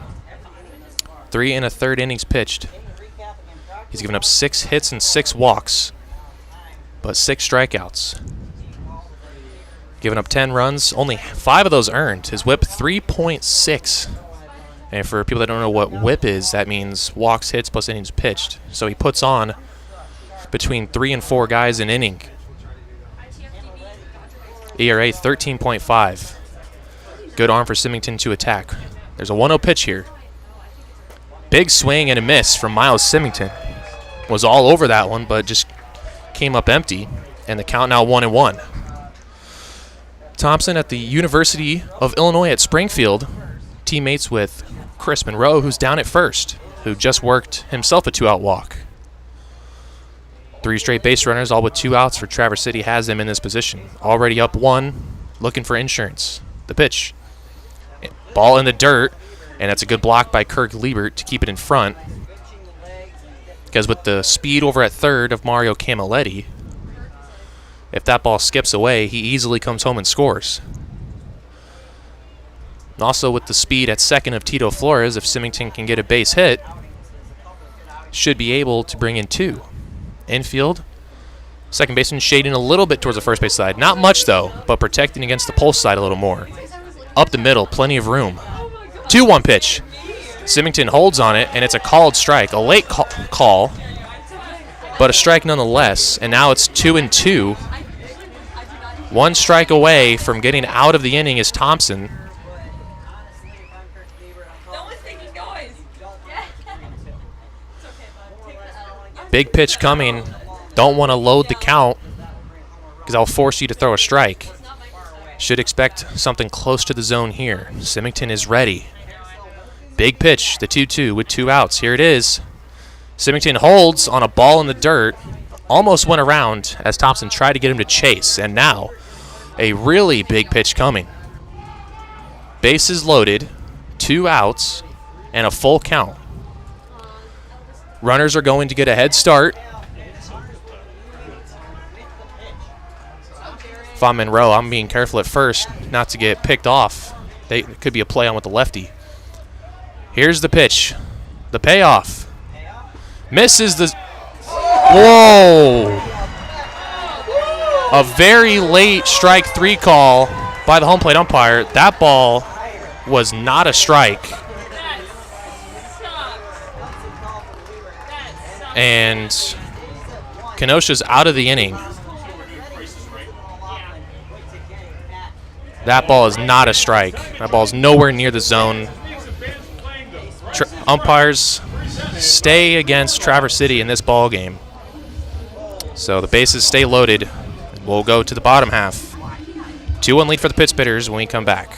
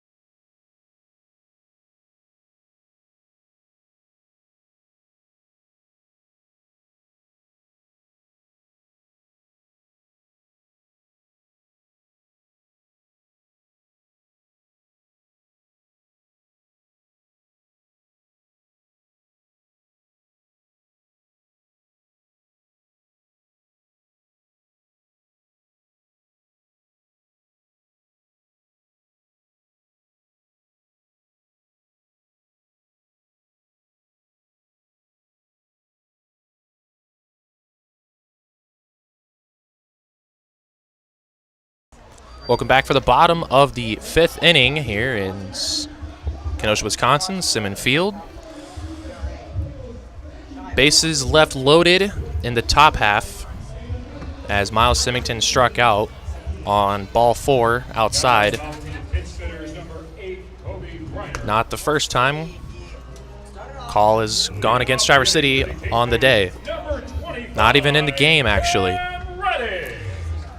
Pittsburghers are going to have to battle through and compose themselves as big hitters coming up. Cam Redding leading off the inning, facing a new pitcher, Kobe Griner, the side armor from University of Arkansas, Fort Smith.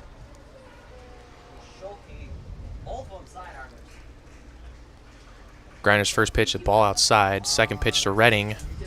Finds the zone, and he just shoots it off to the right side, late on it for the first strike, 1-1.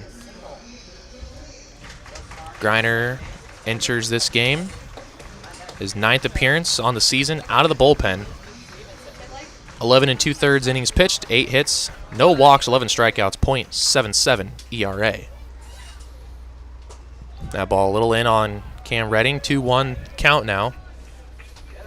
Redding lined out in the first. Tito Flores made a diving catch on that one and then singled in the third and was left stranded at third to end the inning. 2-1 pitch.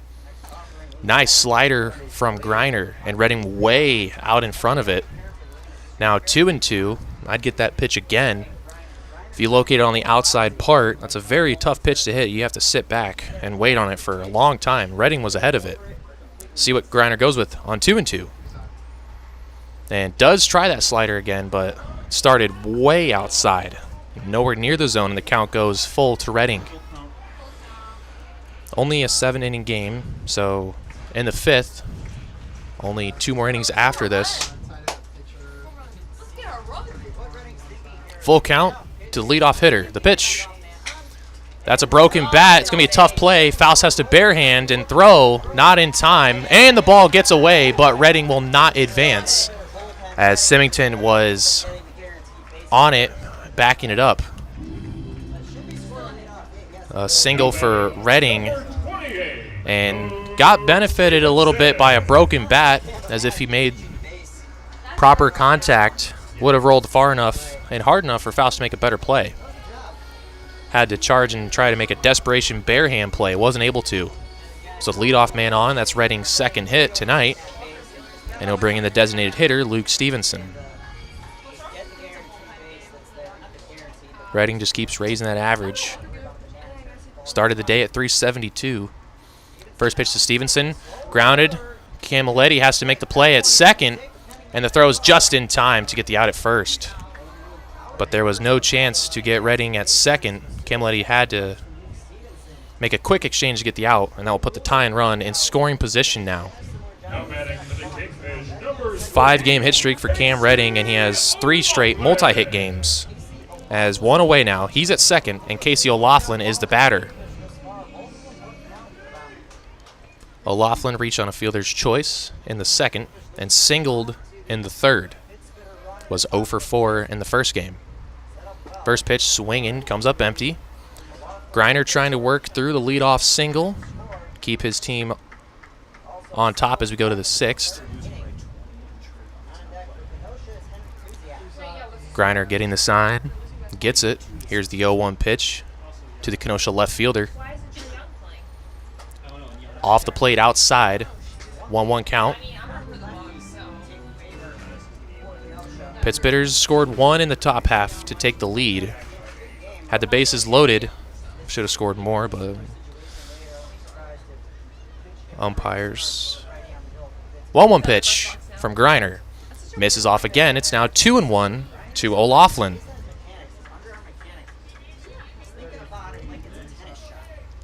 Griner trying to escape. Has pitched very well this season, has only given up 1 run on the year. That came on June 19th in a win against the Wisconsin Rapids Rafters. Looks at Cam Redding on second, deals the 2-1. Nice slider, caught the zone, backdoor pitch.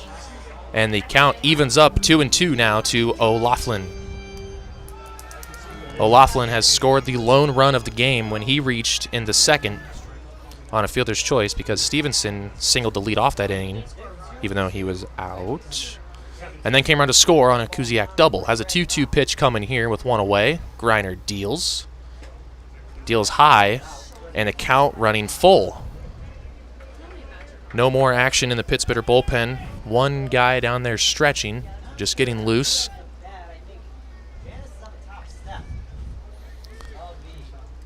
Griner gets the sign, another full count pitch. Here it is. And he misses off the plate, and O'Loughlin's going to get himself a one-out walk. Not a terrible at-bat, honestly, if putting on O'Loughlin, because now you have that possibility of a double play. But that will bring in now Henry Kuziak, the right fielder. He's doubled, home run, and walked in this game. Been on both times. Tying run on second with one away.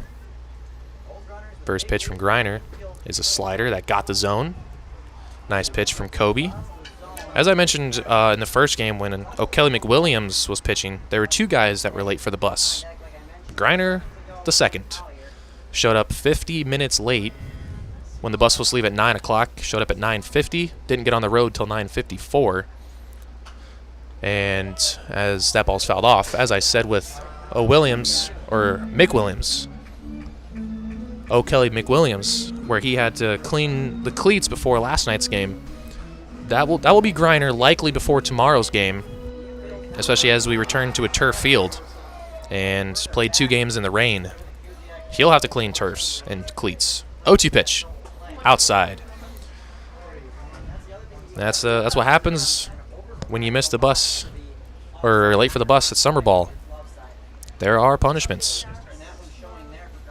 McWilliams paid his dues, so Griner, his still to come. 1-2 pitch now to Kuziak. Deals inside. Kuziak almost hit, had to back away. And when he walked his last at-bat, when he was facing Ryland Tinsley in the third, he was also almost hit by a couple pitches. Not able to put him away with 2 strikes on the day so far. Griner looking to be the first. A 2-2 pitch now as the counts worked even. Check swing, but no go. Kuziak held up, and the count goes full to another batter. O'Loughlin went 3-2 before walking. Don't want to put the tying run on third with 1 out. Got to make a pitch here.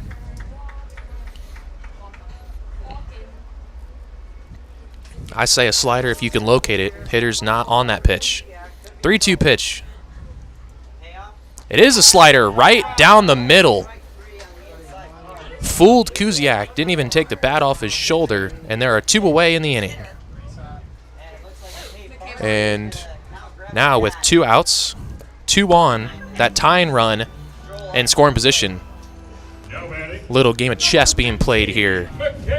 As McKay Barney is going to take over and hit for Cam Collier. Barney, one of the best hitters on the roster. Barney currently 4th highest average at .344.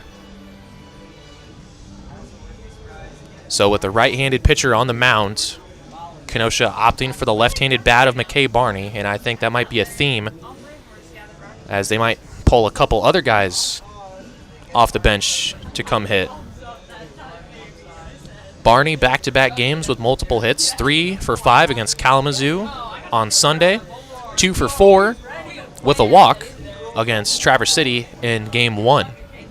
Scored 2 runs as well. So Griner has his work cut out for him to get one of the hottest hitters on the team out and keep his team on top.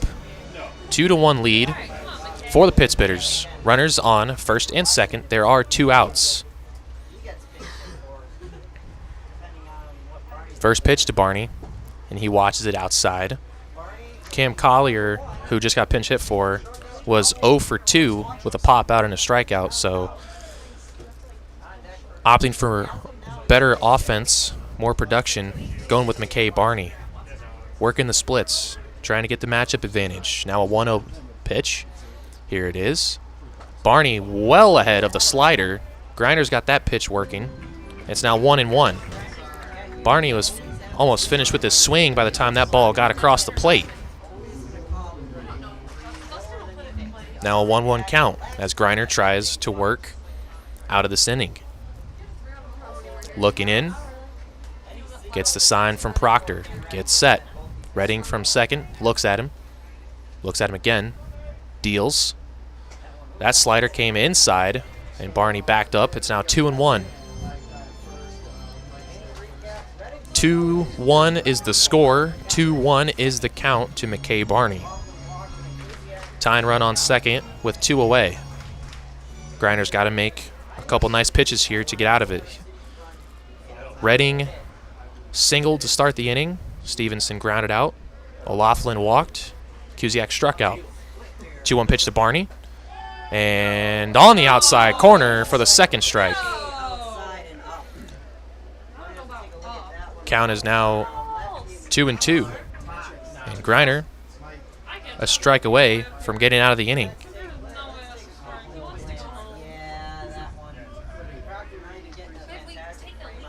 Here's a 2-2, strike away from getting out of it.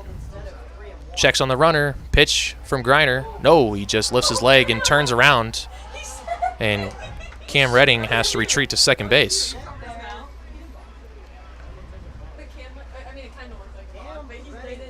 Griner does have a good pickoff move to second because of how he delivers. He kind of hunches over when he lifts his leg. So once you see that, you start to get your lead, and he just turns on it. 2-2 pitch now to Barney. Big pitch coming. And it's popped up on the infield. Younger will settle under it, make the catch. Fantastic pitching from Kobe Griner. Gets the pinch hitter and keeps the lead. 2-1 as we finish 5. There are 2 innings left to play in this shortened game. We'll be back for the 6th inning. And the bottom half of this Pit Spitter lineup is coming up when we return on Pit Spitter Radio.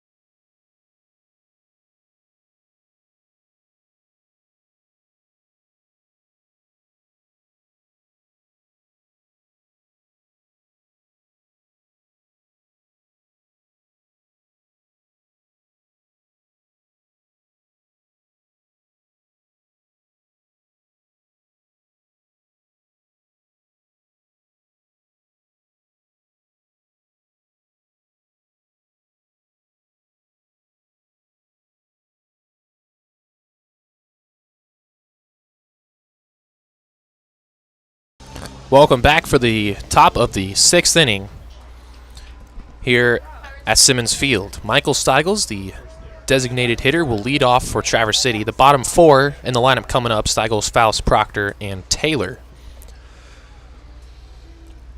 First pitch to Steigels. He will back up, but it's on the inside corner for a strike. Jared Thompson still on the mound after getting out of the last inning, striking out Symington on a ball 5 inches off the plate.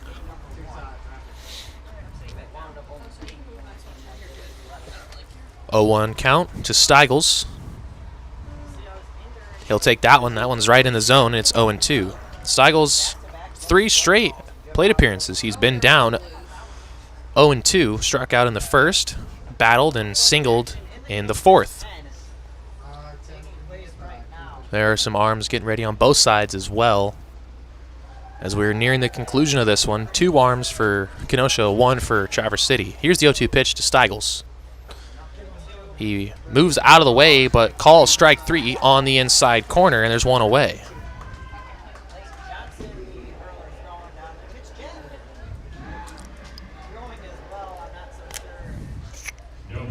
Number 22, Christian Faust. Take a look at this pitch. Might have gotten the plate. This home plate umpire, Jeff Osborne, has been giving that corner all night long. Even pitches a couple inches off. Christian Faust in now, the third baseman for Traverse City. A couple of ground outs for him. Had 1 hit in his last at-bat, the first game. He singled up the middle. Struck out in the second. Ground out, 4-6-3 double play in the fourth. First pitch was a ball. Here's the 1-0. Faust started to go around, held up on a high fastball. It's now 2-0. Looks like no one's actually throwing for Traverse City, so I think Greiner will come out to pitch again in the 6th.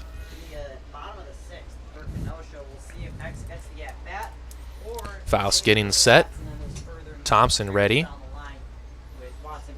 Here's the 2-0. Big swing by Faust, comes up empty. That one looked a little like an off-speed pitch, and it's now 2-1. I think for head coach Josh Rebant, gotta prepare 2 arms. Get a righty ready, probably a lefty as well. 2-1 pitch. And Faust again late on the fastball, and it's 2-2. Thompson has battled back to even the count. Because with Kenosha pinch hitting Mitch Barney, I don't think it's going to be the last time they pinch hit and bring in a lefty. So I think Rebant should get a lefty warm to counter. 2-2 pitch.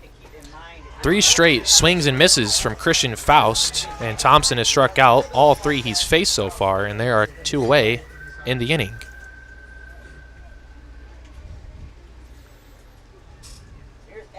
Couple options for Rebant. He can warm up Corbin Morrison, maybe Daniel Carter, Jesse Heikkinen.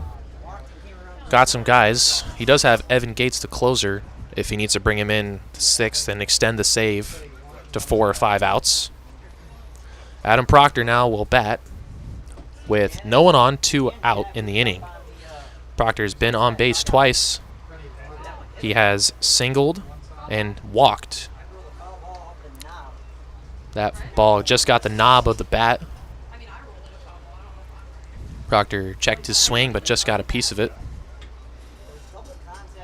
Proctor singled and tried to stretch that single to extra bases and was thrown out in the 2nd, and then walked and came around to score that go-ahead run in the 5th when Traverse City loaded the bases. That RBI single from Mario Camilletti.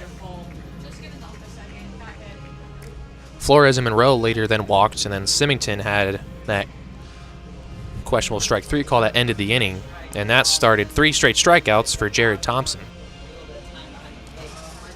So there are 2 outs in the inning, no one on base. 0-1 the count. Oh, 1-0. I guess that ball didn't hit the knob. Thought it did. It's 1-0 though. So a 1-0 pitch to Proctor. He'll watch that one down the middle for the first strike, 1-1.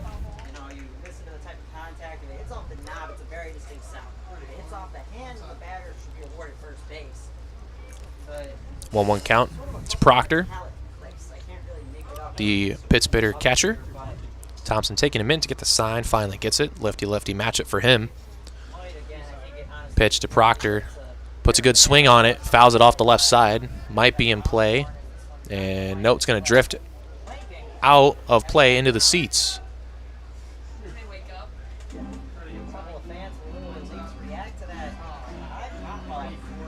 Actually had a jump scare based on when that. So now a 1-2 count to Adam Proctor. Thompson trying to strike out the side and get his team back up in the bottom half of the inning, where Watson and Leslie, bottom two in the lineup, are awaiting. Here's the 1-2 from Proctor. See what Thompson comes with. There was a breaking ball, slipped out of his hands, and it was way high, so it's 2-2, even count to Adam Proctor.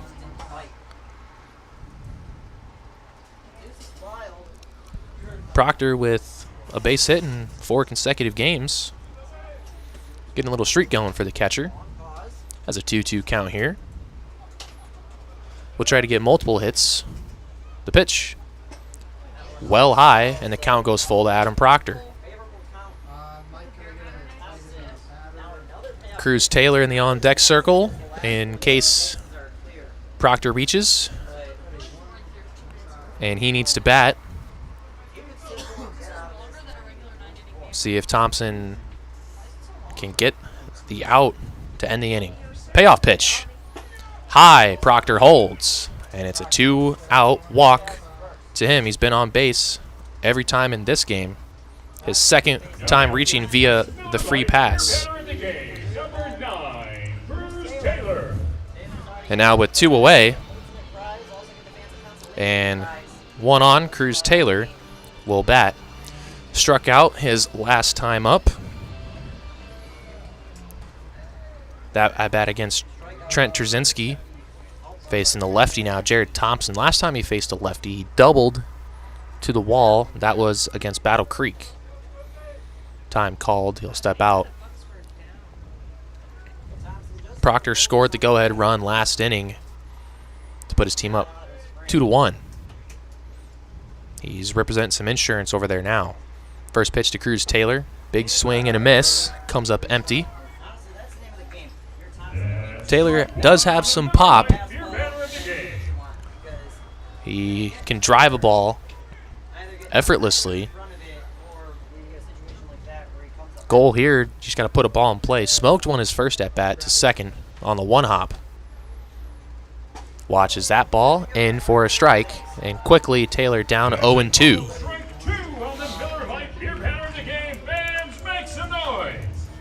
Thompson struck out the first 2 he faced, Steigels and Faust.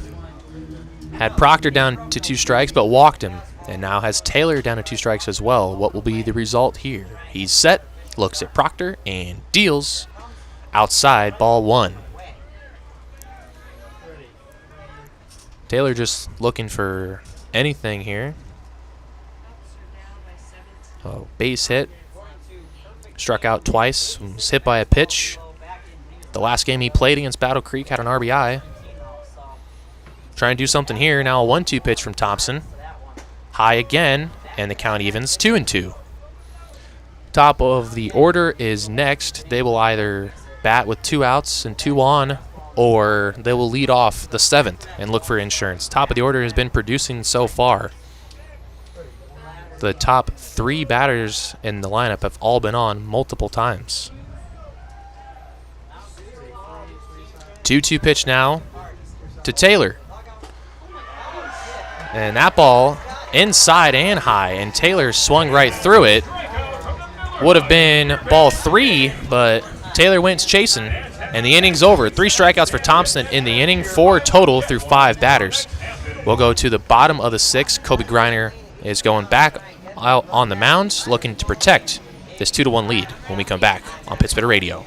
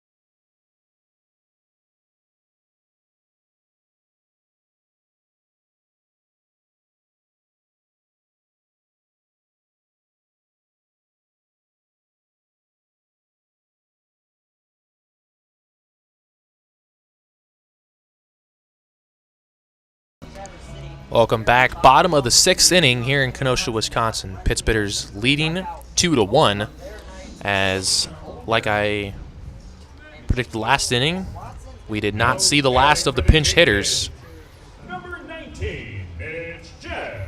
as Kenosha using their bench to their advantage. They started a lot of righties and sat their lefties as they were trying to get the matchup advantage. And now that the lefty's out and a righty is in, they're bringing them off the bench to pinch hit. One of those leading off here, Mitch Jebb. First pitch to him is a strike. Jebb in the first game was a 9-hole hitter. He had 1 hit, 1 walk, and a run scored, and a pair of flyouts. Facing Griner now. Slider, and actually a pretty good job of hitting from Jebb to sit back, but he sat back a little too long and shot it foul down the left side. Was late, shot it down the third base line. Left-handed hitter, so he's late on that. And way ahead in the count is Kobe Griner, 0-2. Ahead in the count, the 0-2 pitch from Griner is a slider, and it came across a little high. Got to get that pitch down. Don't want to hang a breaking ball. I have to feel any second now. Evan Gates will be getting ready in case he's needed here in the 6th inning.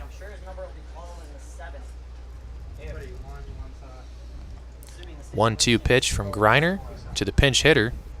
Swing and a miss. Way ahead of the slider is Mitch Jebb, and the pinch hitter doesn't work for back-to-back batters. Barney pinch hit. Griner got him to end the 5th. Jebb pinch hits, and he strikes out to start the 6th. And now another pinch hitter for the Kingfish. Another left-hander, Dustin Crenshaw. Crenshaw hitting .208 on the year. Was 1 for 5 his last game against Kalamazoo. Had 2 runs scored and struck out once. First pitch holds, and that slider just missed. Crenshaw comes in for Josh Leslie.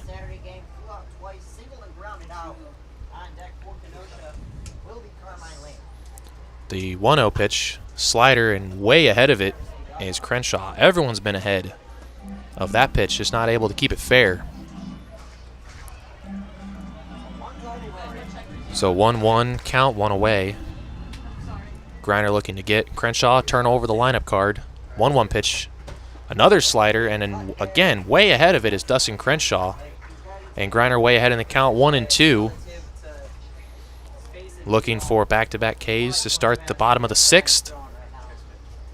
Crenshaw got to protect the plate. Here it is. And that ball high looked like a fastball. The way Griner releases when he throws the slider, it's literally a rising slider. It's on its way up and then breaks to the side. A tough pitch to hit. 2-2 pitch. Fastball, and Crenshaw late on that one. Might have been expecting a slider.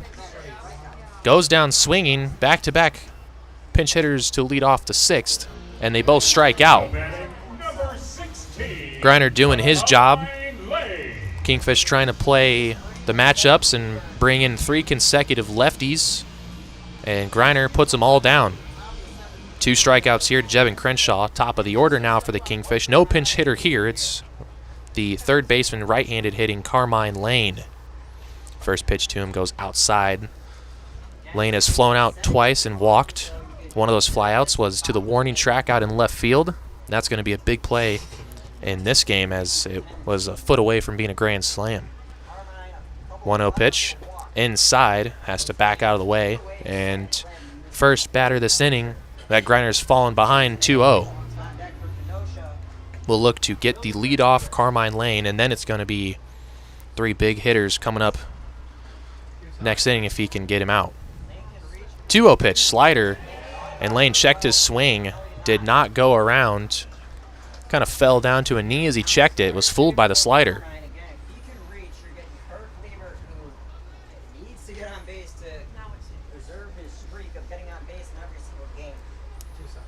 3-0 pitch, right down the middle. Whoa, wait a minute. I guess it was low. And it's a 4-pitch walk to Carmine Lane. And that'll bring in one of the top hitters on the team, Kirk Liebert. Now batting number 20. Tying run will reach with 2 outs in the inning. Next batters for Kenosha, Merrill Central. Liebert struck out his last time up. That was Rylan Tinsley, one of the only pitchers all season that's had his number. 0 for 3 tonight. Tinsley got him to strike out twice, and Liebert grounded out to second once. He's 0 for 3. Tying run over on first with 2 away in the inning. Griner needs to be careful with a powerful hitter. First pitch outside. And 2 arms getting loose now. One of them, Evan Gates, I can tell. And tough to see who the second one is. But Gates, for sure, one of them. Pick over, tag, not in time. Might not even, I don't even think it's a pitcher. I think it's actually just Jake Arnold playing catch with Cannon Traficante down there. Gates, though, is getting loose. Might come in for a 4-out save if Liebert reaches. Runner on first, 2 outs, 1-0 pitch from Griner. Doesn't go, takes a pitch over.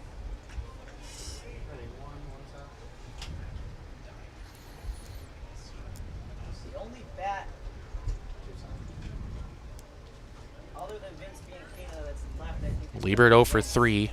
Griner looking to keep him off base. Fouls one back, count 1-1. Liebert has been on base every game this season. So if Griner keeps him off the board here, he would end that streak at 24 consecutive games to start his summer campaign. Got to make some tough pitches. With the time run at first, Carmine Lane. 1-1 pitch. Misses outside, and now it's 2-1 to Liebert. Stressful times here at the ballpark. Big inning because we're only playing 7. So if Griner gets out of it, Kenosha only have 1 inning left. Here's the 2-1 pitch. No, another pick over. And again, Lane back in safely. Liebert will be followed by Cam Redding, who has 2 hits in the game and was robbed of a 3rd. So having himself a good night. 2-1 to Liebert. Slider, and he just got a piece of it. It's now 2-2. Griner a pitch away from ending the 6th.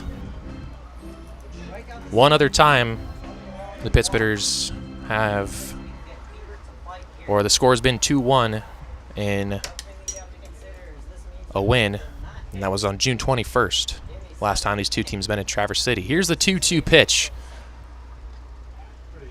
Again, another pickoff. And again, Lane in safely. It's 4 pickoffs now, and Lane's been back in every time. Griner just making sure Lane doesn't take the extra base.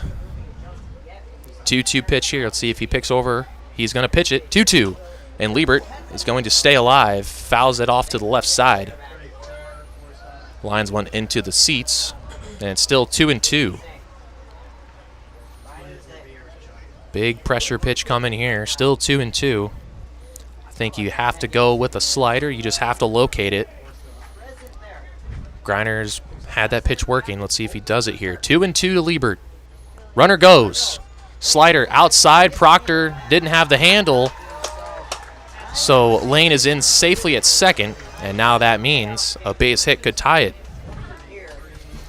If I'm Griner, I'm living and dying by the slider, and if you walk him, you take that. Just don't give in and throw him anything too good here. Got to be careful with the dangerous hitter. 3-2 pitch. Tying run is on second base with 2 outs in the bottom of the 6th. Payoff pitch from Griner. Got him swinging. The hat trick for Kirk Liebert. He strikes out for the 3rd time. And Griner, big K out of the jam. And still a 2-1 lead for Traverse City as we go to the final inning of this shortened 7-inning game. Pittsburgh's looking to split the series with a victory when we come back on Pittsburgh Radio.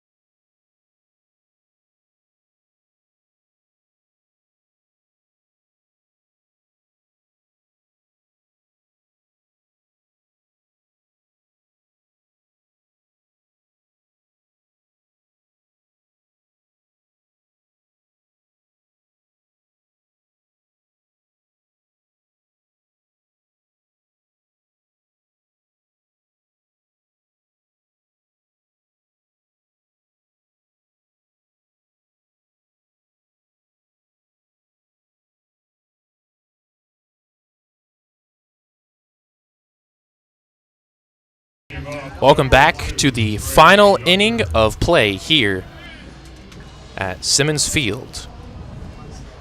A 2-1 ball game, 2 scoreless frames from Kobe Griner. He stranded 2 in the 5th, 2 in the 6th, and that last inning, 3 strikeouts in the last one to one of the hottest hitters in all the land, Kirk Liebert. His 3rd strikeout of the day, and Liebert 0 for 4, and unless Kenosha rallies and somehow gets him back up, that 24-game on-base streak is going to come to an end. And the 7th, top of the lineup for Traverse City, Trey Younger leading it off. And this top part of the order has produced a lot of base runners. Younger's been on twice, Camilletti 3 times, Flores twice. So guys that know what it takes to get on base. Between the top 3 hitters that we'll see, they've been on base 7 of their 9 trips to the plate. Younger walked in the 1st and scored, singled in the 3rd. Watches that pitch on the outside corner for a strike. Thompson is still working. He got 3 strikeouts his last inning with 1 walk. Has struck out 4 of the 5 batters that he has faced, and will look to be the first guy to contain this top of the order. 1-1 pitch to Younger.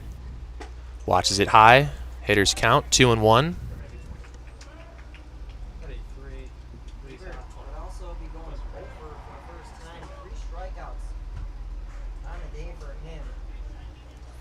Younger looking to lead off another inning with a base runner and try to give his closer Evan Gates some insurance to work with. 2-1 pitch now to Trey. Big swing and fouls it off. Straight back to the screen. Count will even up 2-2. Thompson went from walking in a run in the 5th to a strikeout when the pitch on the outside part was called. A couple inches off, but it was called. And that scored a run instead of or ended the inning instead of scoring a run. And I think that sparked something in him as he struck out 4 of 5, and now 5 of 6 as Younger just goes down looking, and he knew it. He didn't even wait for the call to be made. Started going back to the dugout on his own accord. First time he struck out tonight. His night will be 1 for 3 with a walk to finish. Now in Mario Camilletti, he's been the difference maker today. A pair of hits and a walk, and made up for his mistake in the first when he left early on what should have been a sac fly from Symington. Would have put his team up 2-0. Instead, he was called out because he left early, and it was only a 1-0 game, and Kenosha later tied it. But he had the RBI single in the 5th with 2 outs to put his team on top, where we currently stand at 2-1. And that's what started the little mini rally as Traverse City loaded the bases with 2 outs, all with 2 outs, when Symington struck out when Thompson came into the game. So he's been the difference maker. He's behind 0-2, but that's nothing to Camilletti. Struck out twice last game, but he has another multi-hit game. Just continues grinding at the plate, battling in at-bats. Here's the 0-2 from Thompson. And Camilletti, again, he knew it. Just turned and started walking towards the dugout. Thompson gets the first 2 in this inning. 3 straight strikeouts for him. 6 of 7 he's faced, he's put down via strikes. In this inning, both of them looking. And now looking to prevent a 1-2-3 frame is Tito Flores. He has singled in the first, grounded out in the 3rd, and he walked his last time up in the 5th.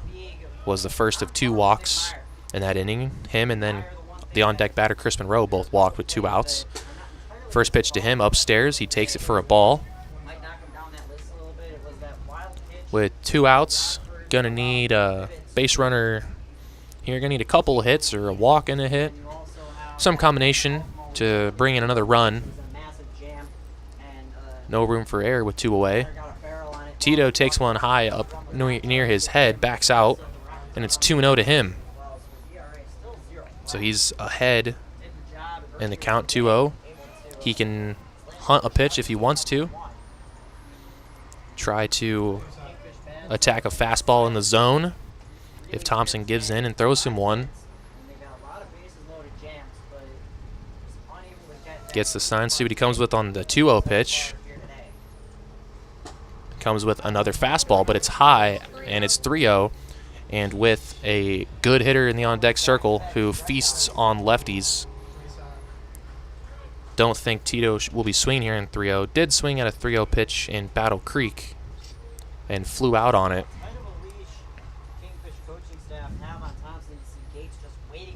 So here's the 3-0. And another high fastball. 4 straight fastballs, all out of the zone, and Flores works a 2-out walk, his 2nd straight 2-out walk. And now a guy that has had success at this field and against lefties, Chris Monroe. Hitless today, but he did have an RBI in the 1st inning on a ground out where he was called out on a bang-bang play at the first base bag. And then a deep fly out in the 3rd. And then a walk his last at-bat was the last batter that Trzynski faced before Thompson came in the game. Oh, that's a balk. Clear as day. I'm not sure what Thompson was doing. Lifted his leg to pitch and stepped towards the plate and just didn't deliver. Almost like he thought time was called or something. He just lifted his leg and put it down. So a balk moves Camilletti to 2nd, and that's Flores to 2nd, and that's big because a base hit can bring in an insurance run. It would have had to take a ball in the gap to score him, and now just a base hit could do the trick. First pitch to Monroe, outside. Also got to be aware of some pass balls here. But Thompson hasn't really been in any trouble. He's commanded the zone well. Only 2 runners have reached against him of the 8 batters he's faced, both walks. The rest have been strikeouts. He has 6. Same pattern, 3 strikeouts, a walk, 3 strikeouts, and then a walk. 1-0 pitch to Monroe. And that ball, a little off the outside corner, but Monroe swung and missed at it. 1-1 count now. Ball might have had some tail, might have been a two-seamer that ran away. Monroe does have some room to work with on the right side of the infield. Second baseman playing really close towards the second base bag up the middle. That pitch inside to Monroe had to move out of the way so he wasn't hit by it. And it's now 2-1. Evan Gates is ready to go in the Traverse City bullpen and will enter in the bottom half to close. The question is, what will the score be when he enters? Currently 2-1. Monroe looking for insurance. Hitters count 2-1. The pitch to Monroe. Up the middle, sinking in center. It's going to drop for a hit. Here comes Camilletti. Throw from center field is cut off, and Flores, losing track of who's on the field. Tito Flores in to score, and that's why that balk is so big, because Flores scores on the base hit from Monroe, and he scores. 3-1 now is the lead, and Monroe, second RBI of the game, his first base hit in this one, third total in the series, and it's 3-1 Traverse City.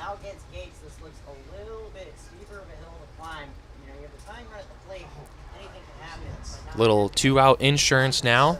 Inning still not over as Miles Symington's in, the very first batter that Thompson faced back in the fifth. Struck out on a full count pitch. That stranded the bases loaded.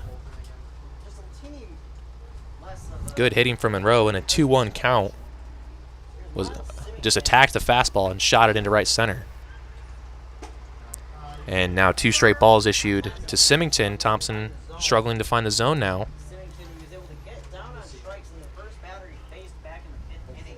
Had Monroe 1-1, threw a ball to make it 2-1, and then gave in.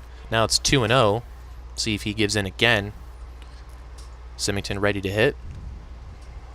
And that ball skips about a foot in front of home plate. And that ball's going way down the third baseline. And a quicker runner might have gotten to third on that, as it was just kicking around, went to the backstop, bounced off the wall, and moved all the way down the third baseline. But Monroe holding at second. So Diesel holds at second. And now that pass ball, that bounced about a foot ahead of the base. Zeb Rouse now will run for Chris Monroe. And I'm not sure why they're putting him on now. Maybe just for if it's a base hit, but I don't know why you wouldn't put him on as soon as Monroe reached, just to guarantee he scores on a ball in the gap. And I think he would have gotten to third on that wild pitch if he was running for Monroe at first. But now on 3-0, I'd expect a full take sign on here. The pitch is low again, and a good block by Liebert keeps that one in front, keeps Zeb, the pinch runner, at second. And with 2 outs, Thompson starting to unravel a little bit here.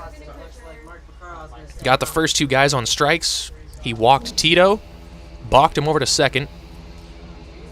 Then Chris Monroe singled home Flores to give the Pittsburghers an extra run, a 3-1 lead. A wild pitch, and then another walk. 2 walks and a single, all with 2 outs. Have the Pittsburghers in business, and has the Kingfish go into the bullpen again. We'll get a new pitcher when we return on Pittsburgh Radio.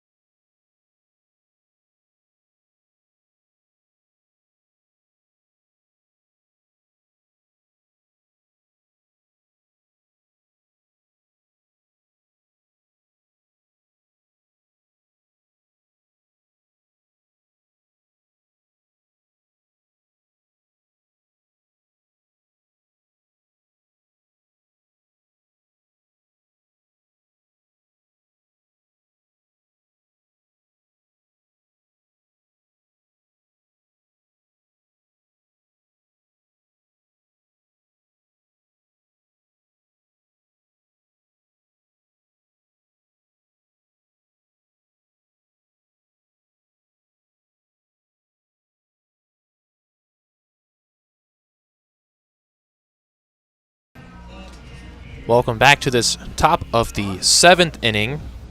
New pitcher for the Kingfish is number 2, Clayton Johnson. He's making his 7th appearance on the season, his first in 3 days. Pitched an inning and 2/3 against Kalamazoo, faced 6 batters, only gave up 1 hit, no strikeouts, so let the defense do the work there. Had multiple strikeouts in his previous 2 appearances before that, both against Battle Creek. Has an appearance against Traverse City on June 4th in the 10-3 win for Kenosha. Pitched 1 inning, no hits, 2 walks, 2 runs, both unearned. He will just look to get Michael Steigels, a designated hitter, to end the inning. Runner goes down to third, and a nice pick over there at third by Lane. If that ball went into the outfield, Rouse would have scored easily. Does get himself a stolen base. That was a fantastic pick by Lane on a low throw by Liebert. That pick saved a run. So that pitch, a strike. Zeb steals third. Symington didn't join him on the double steal, so he's still at first. Now takes off. Pitch inside. And Symington will just coast into second. And that's a good play by Kirk Liebert. I knew exactly what they were trying to do. I heard Todd Reed talking about it with Josh Rebant, trying to draw a throw to second and get yourself in a rundown to let the guy on third try and score. That's what the plan was, I think. But Liebert just let Symington take the bag, a defensive indifference. So now runners on third and second. A base hit from Steigels can score 2 now with 2 outs in the inning. Should get a pitch to hit on 2-1. Hitters count. Here it is from Johnson. And swung, fouled it off. And Steigels checking the bat, make sure it's not broken. Seems fine. And we'll get a 2-2 pitch. Johnson just looking to get out of it. 6 2/3 total on the season. Has only given up 4 hits to 35 batters. But 7 walks to just 6 strikeouts. So not an overpowering strikeout guy. Has Steigels down 2 strikes. Steigels has already gone down twice, the 2-2 here, and he fouls it off, stays alive.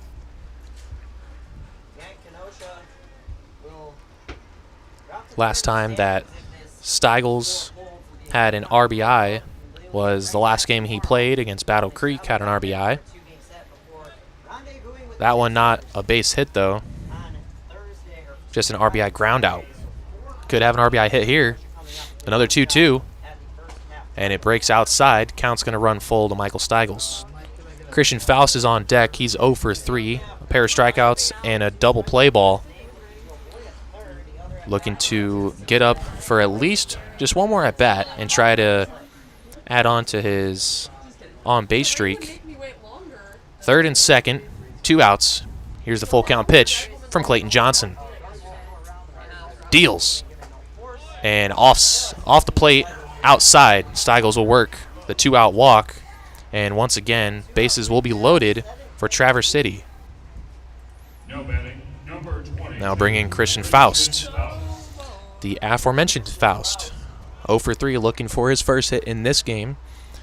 Did get a hit today. He singled up the middle, his last at bat in the first game. Down 2. Was representing the tying run before the inning ended with him stranded on base. Has a chance to do something with the bases loaded here. He'll watch the first pitch upstairs. And now Johnson, just like Thompson, struggling to find the zone.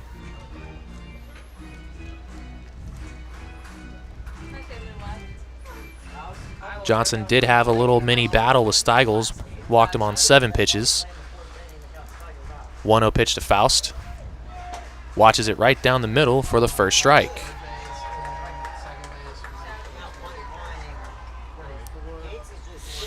Faust has some room to work with in the field. Wondering how this long inning will affect Traverse City's closer, Evan Gates. he got hot and then had to wait for this inning. Wondering how that's going to affect him coming in. His team looking to give him some more insurance. They already gave him 1 extra run. Looking for more. 1-1 pitch. Outside. 2-1 to count now to Faust. Monroe currently the team leader in RBIs. He has 2 today. So he has 19 on the season. Right behind him with 14, Christian Faust. He can get closer to the total, closer to the top on the team if he can get one here, and he can break a tie with Miles Symington for second most. 2-1 pitch. Faust swinging away, fouls it off the right side, was late on the fastball, and it's 2-2 now the count. A strike away from getting out of it is Johnson. Trying to strand him loaded. Greiner and Tinsley, between the two of them, have stranded 11 runners through the last 4 innings. Greiner stranded multiple runners both innings he pitched.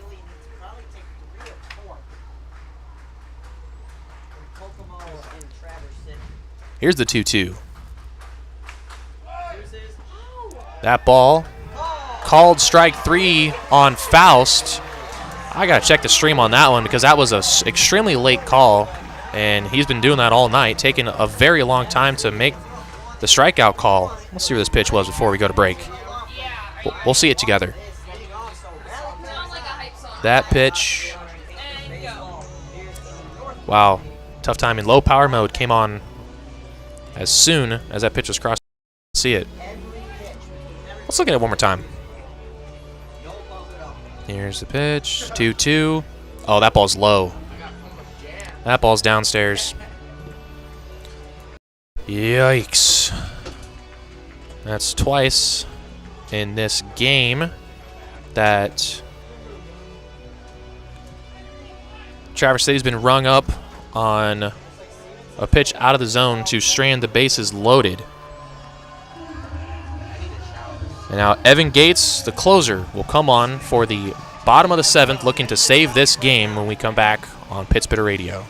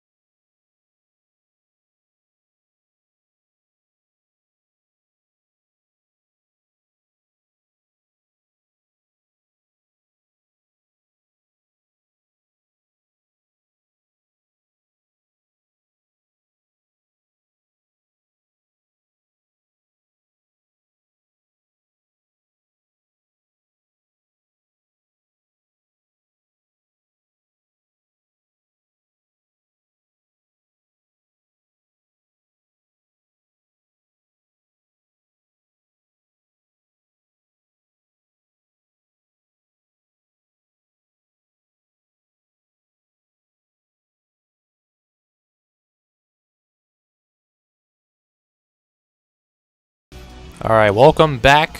Bottom of the 7th in Kenosha, Wisconsin, Simmon Field. Kenosha will have the middle of their lineup, the big hitters coming up.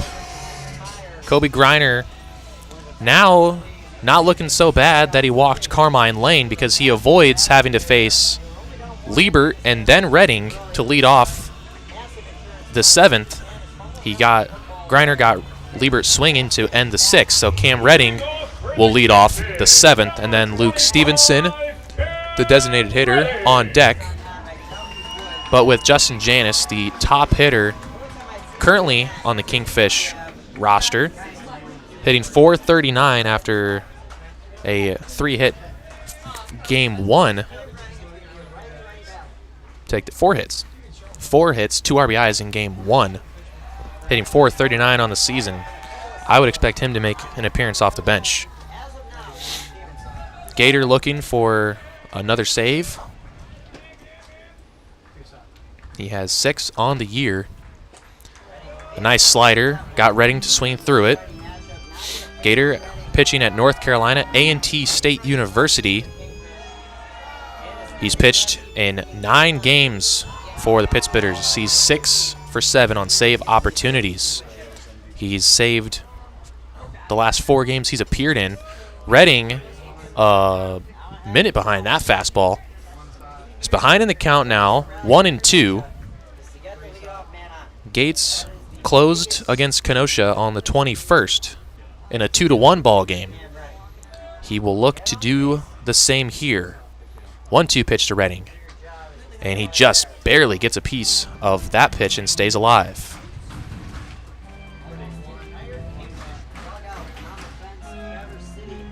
Just got a piece of it. He'll stay alive to see at least one more pitch.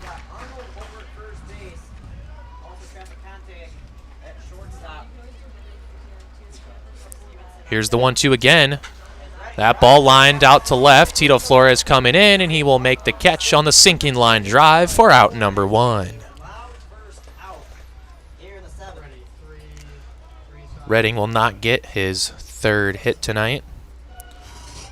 A pair of lineouts, his first and last at bats to left field, and then 2 singles in between those. So he ends his night 2 for 4.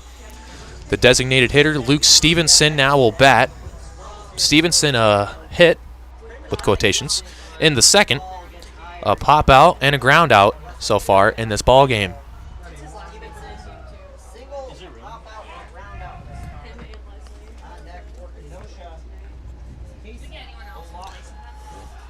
Gator 2 outs away from finishing off the save.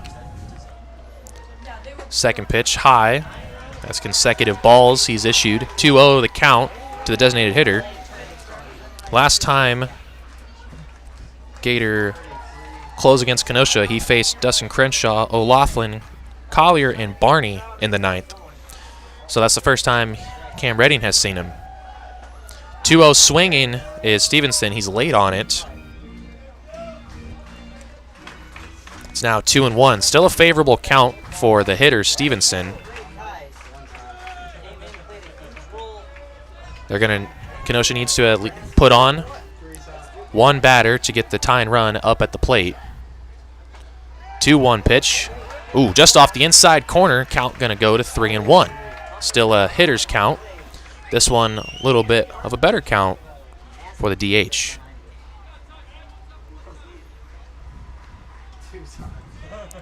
Here's the 3-1. Swing and a miss. Nice pitch by Gates in the count. Gonna run full. That last pitch was inside. I checked. Being sure to check for anyone that's not watching the stream with the audio, so you know what's going on. 3-2 pitch to Luke Stevenson, the designated hitter. Gates looking for 2 straight outs to start the 7th, and got him swinging. 2 away and 1 out away from finishing off this win and the series split, and take this trip back home to Traverse City. The Pittsburghers go back home, this being the final game of their 9-game, 7-day road trip. So they'll be back tomorrow against Kalamazoo. First pitch to O'Laughlin. He swings through it. Pittsburghers will play Kalamazoo for 2 games back in Traverse City, and then 2 more against the Kingfish before finishing out the first half against Kalamazoo again at Kalamazoo. O'Laughlin grounder to 2nd. Could end it. Camilletti fields, throws to 1st, and it's in time. Out is made. Ball game over. Gates gets save number 7 on the year. And the Pittsburghers still have not lost a series on the season.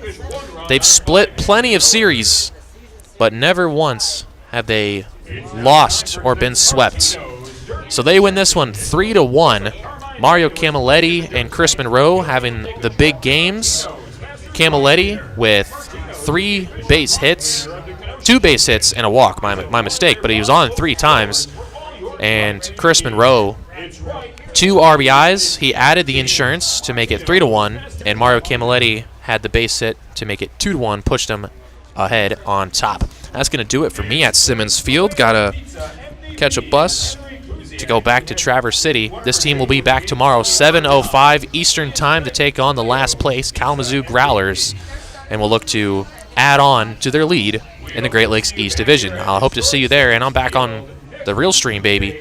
So I'll see you tomorrow, 7:05 Eastern Time, for Traverse City against Kalamazoo. We'll see you then. Enjoy your night.